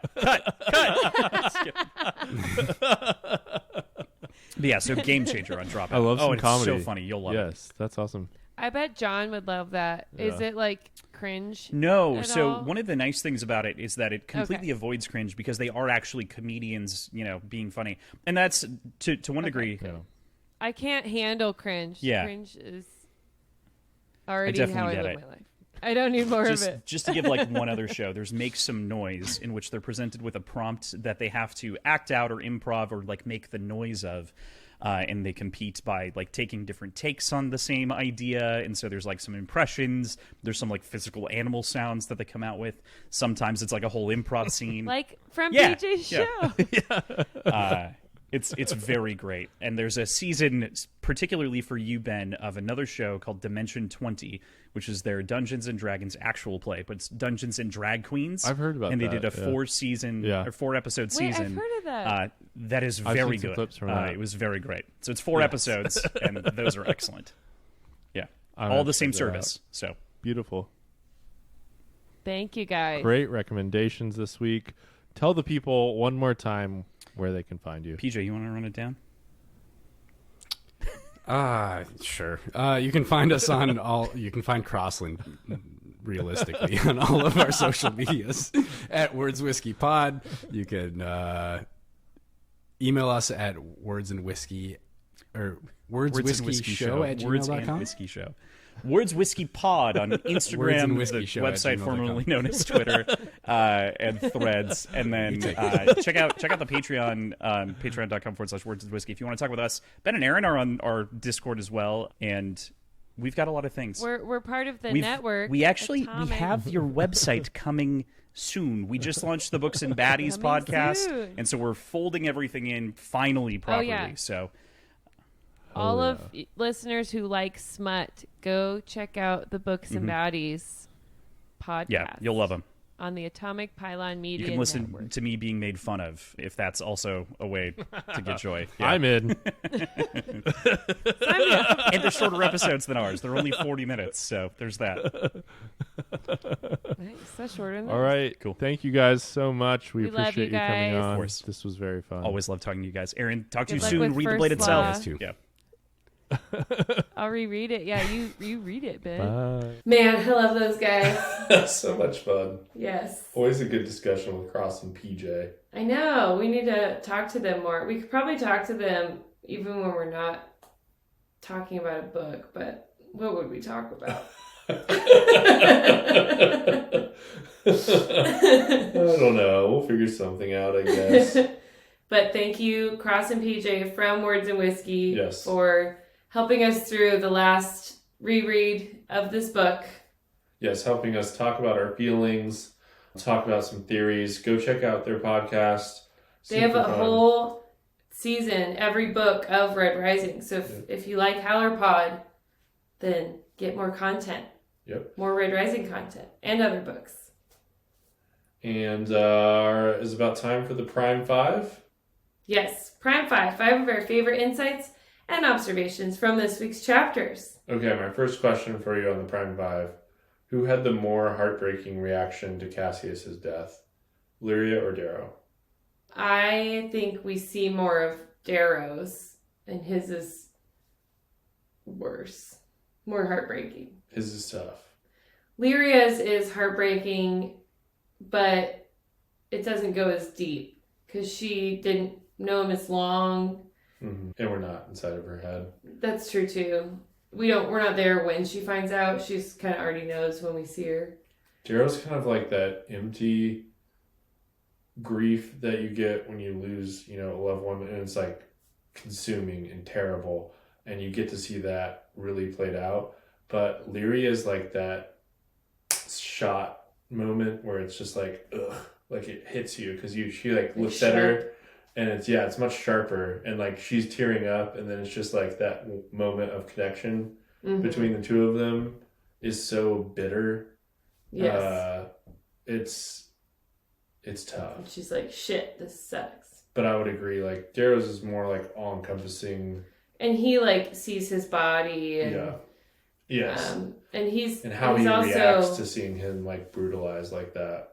And he also, like, you know, he has a much longer, more storied relationship with Cassius. They're brothers, but they've been through so much together, and he's like, I just got him back. And there's all that history, but then there's, like, with Lyria, it's all potential, right? So it's, like, the opposite, where it's, like, there's so much for them in the future, right? You know, that you suddenly lose. They were best buds. Yeah. So, both? Can I pick both? Yeah, both are heartbreaking.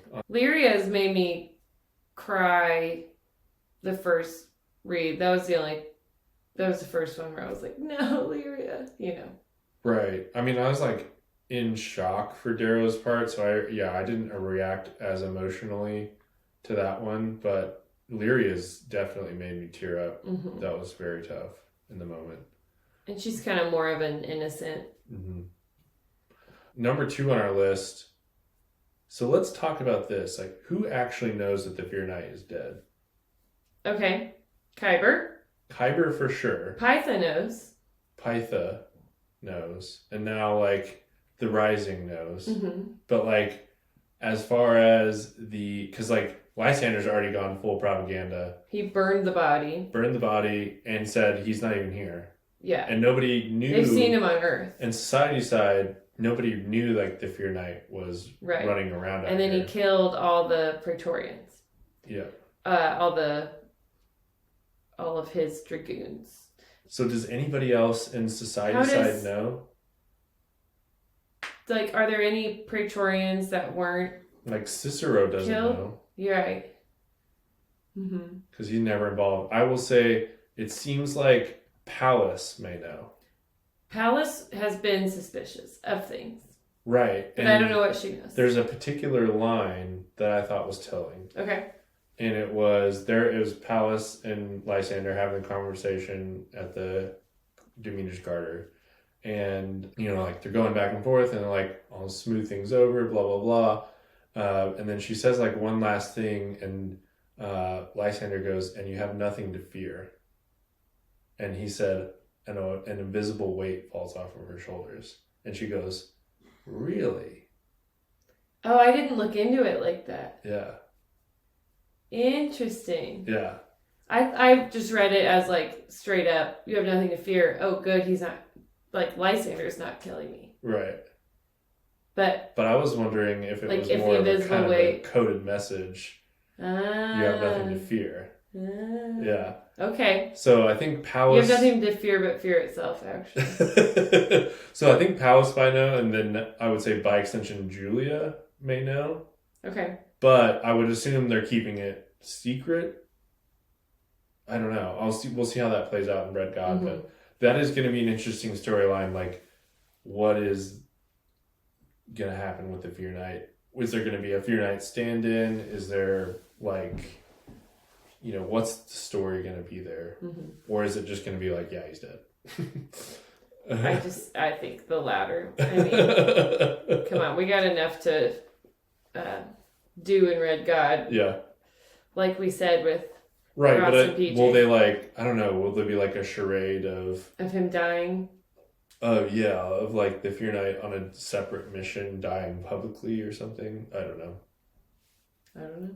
How's, like, Atalantia gonna know? Like, is Lysander gonna try to use that against her? The fact that she may not know right now? Those are all just really interesting questions I'm thinking about, so. Good to think of. Yeah. Okay, next on the Prime 5, we kind of talked about this too, but those brown growers dying with their children, aka the trees. Shout out these guys. I really just, we have to talk about These them. are the real tree huggers. Yeah. Like, the real deal. This is some real shit. And they're dying for, like, what they believe in, which is, like, the plants. Like, this is their whole lives. They're raised to be caretakers. That story of these that plants. Cicero tells, where they're like, What does he say? Did they sing? They talk to him, or they sing to them? They sing to them because it makes them happy. Because it makes them happy, and happier trees grow better more fruit. And whatever. I agree. I sing to look how happy my plants are. And just to touch again on Cicero, I just love how much my man is touched by that. He's here for the drama. He's feeling his feeling. He's here for the theater. I know, and he loves drama, and I am Yes. just here for it. I love Cicero. Yeah, and he didn't like that they were killing all of them. So we'll see if Cicero, switches sides maybe. Yes, and we touched on Gaia with Cross and PJ as well. Wanted to call out the dusk. She is the dusk, and Diomedes is the dawn, and how we need a lot more of that in our lives. Yes. And don't forget, we're counting. This is the last one. We get another piggyback. There's another with piggyback, Gaia. right? Gaia Yes. on Darrow's back. I also really Have you enjoyed- actually been counting? Is it 7? I keep adding I think it's 4 or 5. 2 at a time. 4 or 5 credits. These are points. It's a point system. Yeah, we get 7 points. Okay, 7 points. You guys heard it here. I also really enjoyed Severo telling her to shut up. Shut up, at you that old point, I was crow. like, "Thank you, finally." He's just like, why is she talking? It's so like we were talking about. You're so back and forth on Gaia. Sometimes I'm like, "Yes, Gaia, go Gaia." Yeah. Other times I'm like, "Shut the fuck And up." then other times I genuinely feel bad for her. I know. Like, she's had a rough couple of weeks. But it was satisfying for Severo just to be like, "No, just shut up." Just no. Yeah, he's like, "I've heard about you." Face.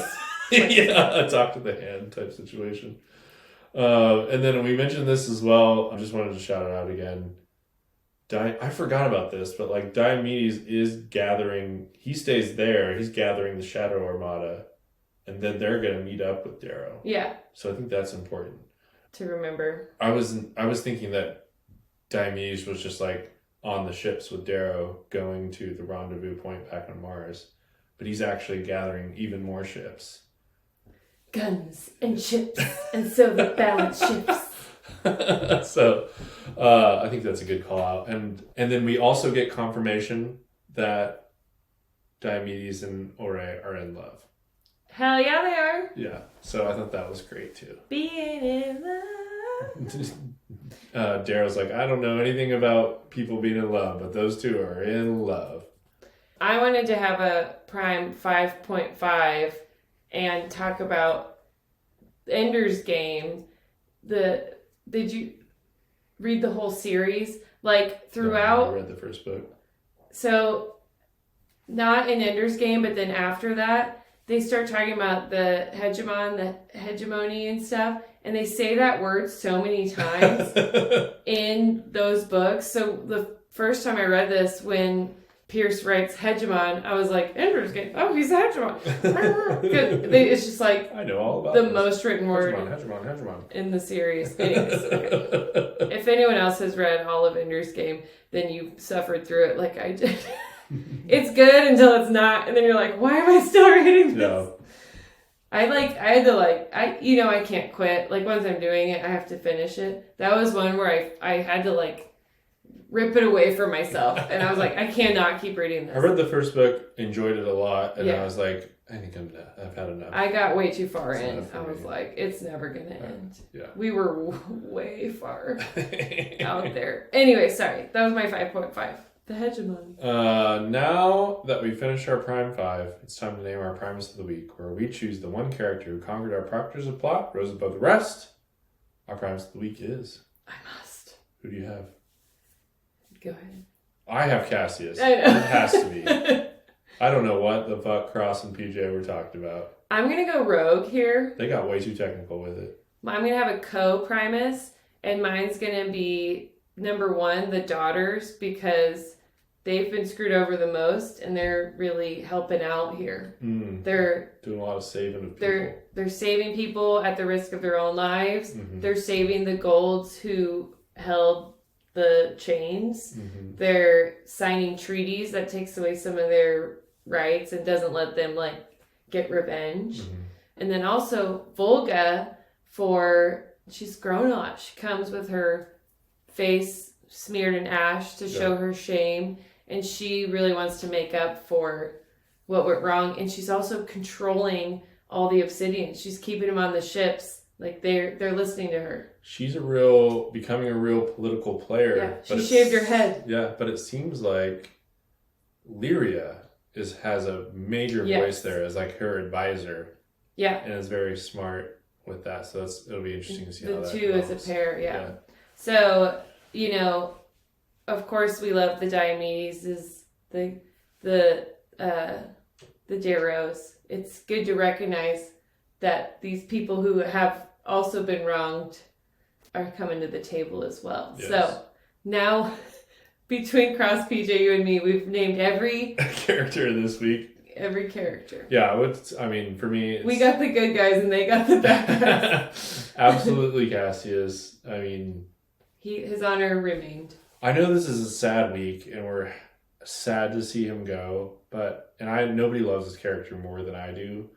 But you're gonna fight some people. I don't know. To me, it's a very fitting ending, and I'm totally okay with it. Like I love the way that he went out. If he was gonna have to go out, of course I want him to live forever, and he will in my heart. But Celine Dion.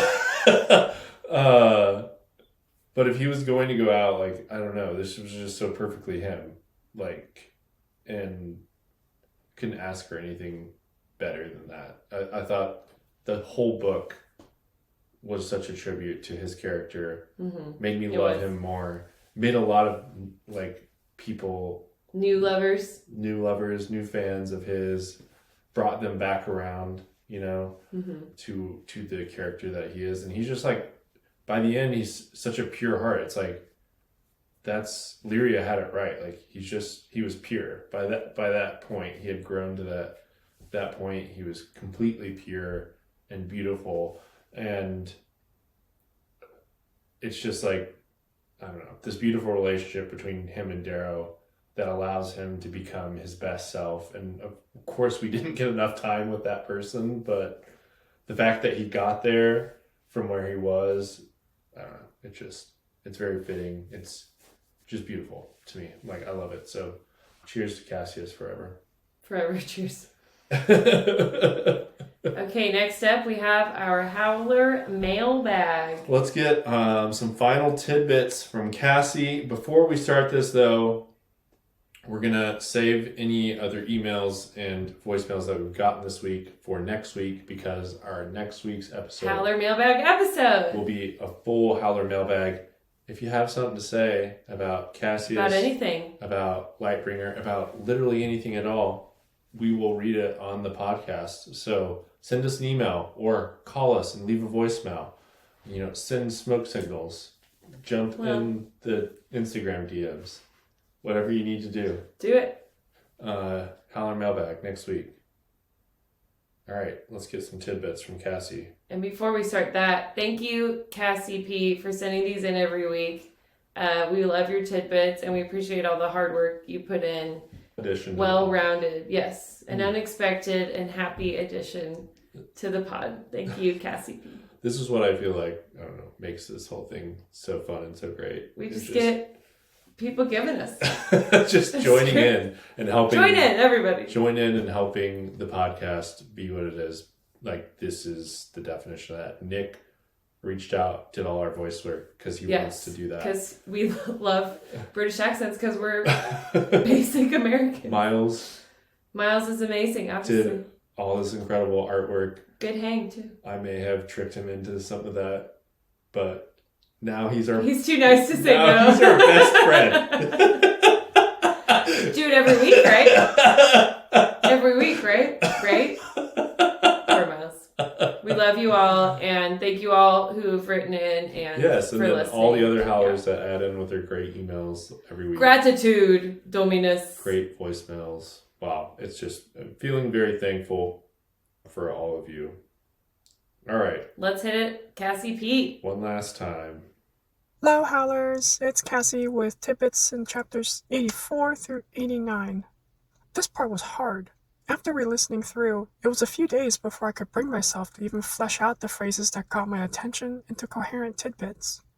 This week, I have several good old-fashioned tidbits for you. and then something to share that I've been sitting on for months, and we'll end with a tribute to the man who all women seem to be with at one time or another. First classic Pierce. Darrow mentions exchanging his boots for slippers before entering the House of Bounty. In one sense, this is a reflection of the Rim's Eastern traditions, and dare I say common sense, of not wearing your outdoor shoes into the house. I also see a nod to the Roman caucaei, or the light, typically leather, closed-toed, high-top sandals worn by nobles with the toga. Elite Roman patricians wore red, while non-noble senators wore black. The Solar Republic senators were also described as wearing velvet slippers on the Day of Red Doves. I've seen another fiction where Roman senators wore velvety slippers, but I've only seen in historical pages talks of leather shoes. So I feel that the fact that they sound comfy and soft in the books is an additional flex to show the status and invulnerability of those wearing them. Second classic Pierce. As the exit arch of the House of Bounty starts to collapse, Darrow shoulders a huge falling pillar, evoking notes of the mythological Atlas, holding up the world upon his shoulders. It's like one Atlas surrenders his ghost, and a new avatar emerges. 3. More religion. When Lysander calls for the Moonlords to turn over Darrow, they unequivocally refuse. Quote, Darrow has eaten the bread of this body, end quote, and thus he was saved, if you will. They were talking guest rights, but I heard heavy Christian, especially Catholic overtones. Okay, let's talk Hangar 17B. First, I'm sure I'm not the only one who heard the Palpatine do it. After the Palatine brat tells Cassius, kill him. Hell, Cassius even loses his right hand like Anakin had. But what I want to talk about is that number. Seeing this hangar numbered set me digging, and I found my question for Pierce at the Red Guard book signing. Come back to DC, please, Pierce. I wanted to share what I found here, because I can't sit on this for another year or whatever. So, we all know prisoner L17, L6363, but wait, there's more. Red Rising. 17 mounted House Minerva members chase Darrow and Cassius into the lake at the Institute. Golden Sun. There are 17 destroyers at the Ganymede shipyards when Nero tries to raid it. Morning Star. We get one of 2 in-book numbered Howler rules. Howler Rule 17. Only pixies shower before battle. Iron Gold. According to security cam footage, Philippe meets Lyria for the first time on the 17th day of whatever month they met. Ephraim's address on Luna is located on level 17, and the paralytic gas that lets Ephraim kidnap the baby warlords was called Anacene 17. Dark Age. There's a bunch of 17s in Dark Age with skyhooks and stuff, but here are a couple more concrete ones. Daxo has 17 baby gigaboxes. The stairs Lysander trains his mind's eye on has 17 turns, and 17 Bone Riders return to their Dark Lord. And that brings us to Lightbringer. In Hangar 17B, after Atlas is dead, Lysander ends up telling Cassius, my pistol has 19 rounds. If he's counting the one he just used to shoot Atlas in the head, plus the one that's left in the chamber at the end, that would mean Lysander shoots Cassius with 17 bullets in Hangar 17B. Chills.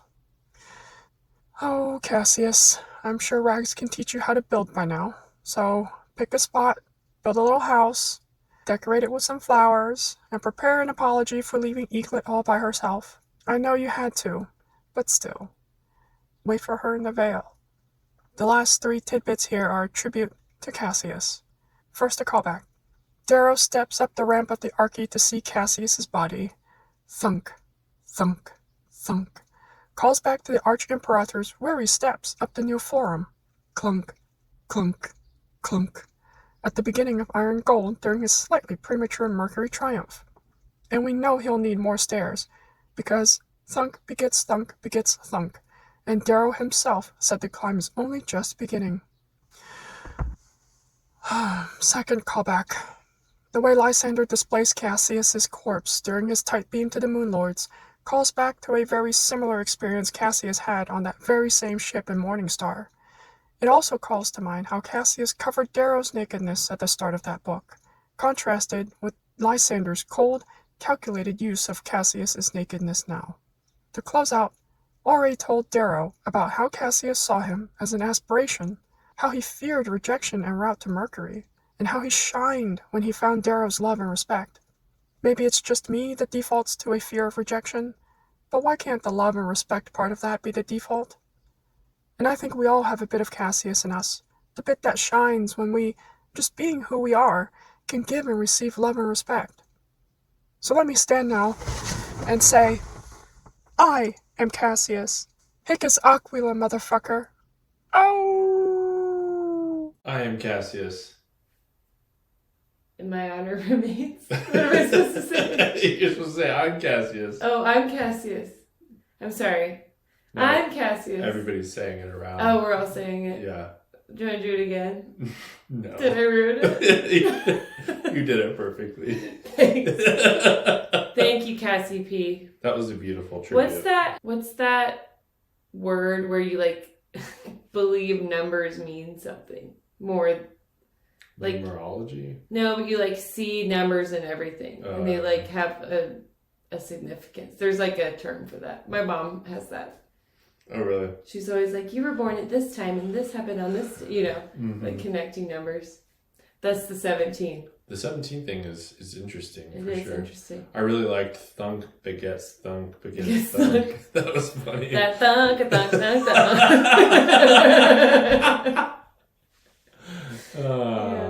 Man. I ruined it again. And a wonderful little tidbit there, your last tidbit about Cassius. I love that.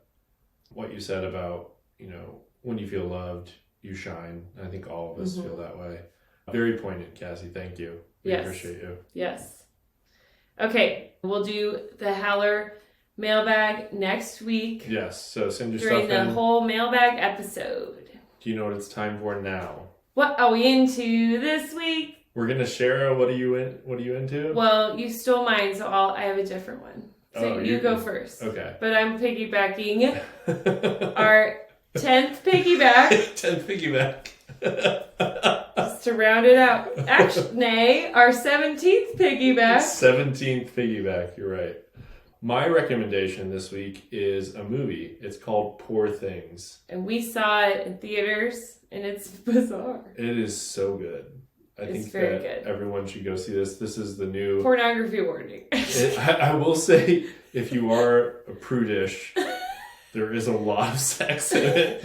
I thought this was Frankenstein, not Frankenstein has sex with everybody. Spoilers. But yes. It's very artsy, very interesting. It's hilarious. Who's the producer, director? Directed by Yorgos Lanthimos. And he did The Lobster? He did The Lobster. He did The Favorite, which is probably his most favorite, Yes. most famous movie. And it stars Emma Stone. Mark Ruffalo's in it. He is fucking hilarious. I love Mark Ruffalo. It's one of those movies, it's very bizarre. And so you start watching it, and you're kind of like, what the fuck? What the fuck is going on? We also, of course, we're always late.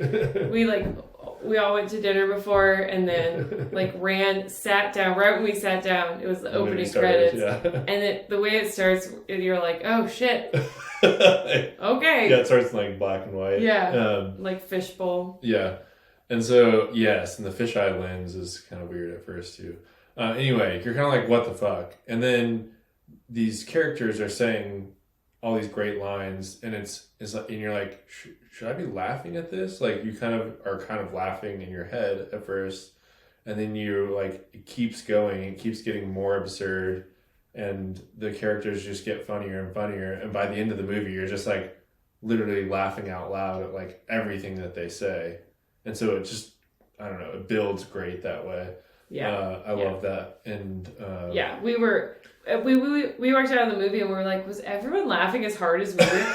Because as a group, all four of us were screaming laughing. It was great. So I would highly recommend. His other movies are really fantastic too. I really love The Lobster. The Killing of a Sacred Deer is a total mindfuck. Definitely worth checking out. Isn't The Lobster kind of scary too? Not scary, no. Okay. It's just a black comedy. It's a dark comedy. Okay. It's kind of similar to Poor Things in that way.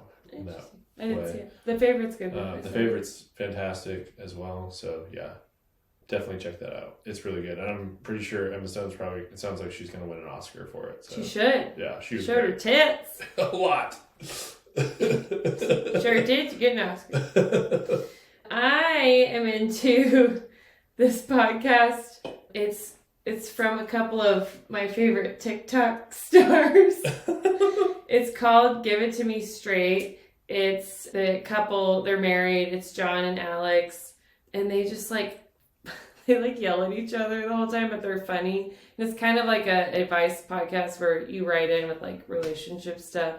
It's just an easy listen. I laugh along to it, and yeah, the way their banter back and forth, I think is hilarious. They just like What's it called? are mean to each other. It's called Give It To Me Straight. Give it to me straight. So yeah, if you're in between HowlerPod episodes and want something dumb to listen to, Yes.